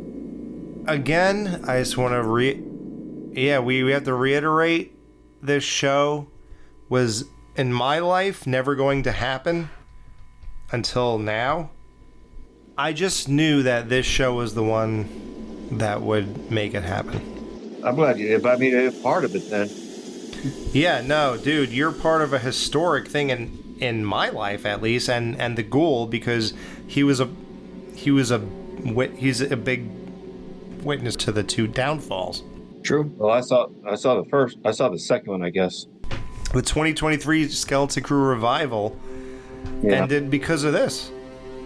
And the Skeleton Crew original crew ever, well, except the Michael J thing, Dan, Jamie, and Alex, ended because of Twilight Zone. Mm-hmm. You've now entered your own Twilight Zone now that you've been able to do it. Yeah, this is like a Twilight Zone that this happened. So this brought down 2 shows, 2 entirely different ensemble casts. That's amazing. And I still, most people would say, the definition of insanity is doing the same thing over and over and expecting a different result. But at the same time, I really did. I said, this is meant to be. I know it is. And I know that these guys won't repeat history. I just had that feeling. Oh, sorry. Little post-mortem here. How about just a round of applause for Rod Serling's intros in all these shows? His voice, his cadence, his delivery, his diction, everything is just fucking phenomenal. Like I You said, should see my diction, like dude. I said, like I text you guys, if I could have this guy's voice, my life would be golden. Like, are you fucking kidding me? His voice is like bread on butter. It's not just his voice; it's his cadence, His upper lip. It's everything. the words he chooses to use, his delivery. He was when they started this show. Next time, we're gonna choose. When they started this show, he was only 35. Wow. Yeah, How old was he when he died? Does anyone know? probably 40. Probably. No, that's actually accurate. I don't know. I think he was in his mid 40s. Hold up, I'm gonna look it up. Did he really die in his 40s? Did you see the cigarettes? He died at 50.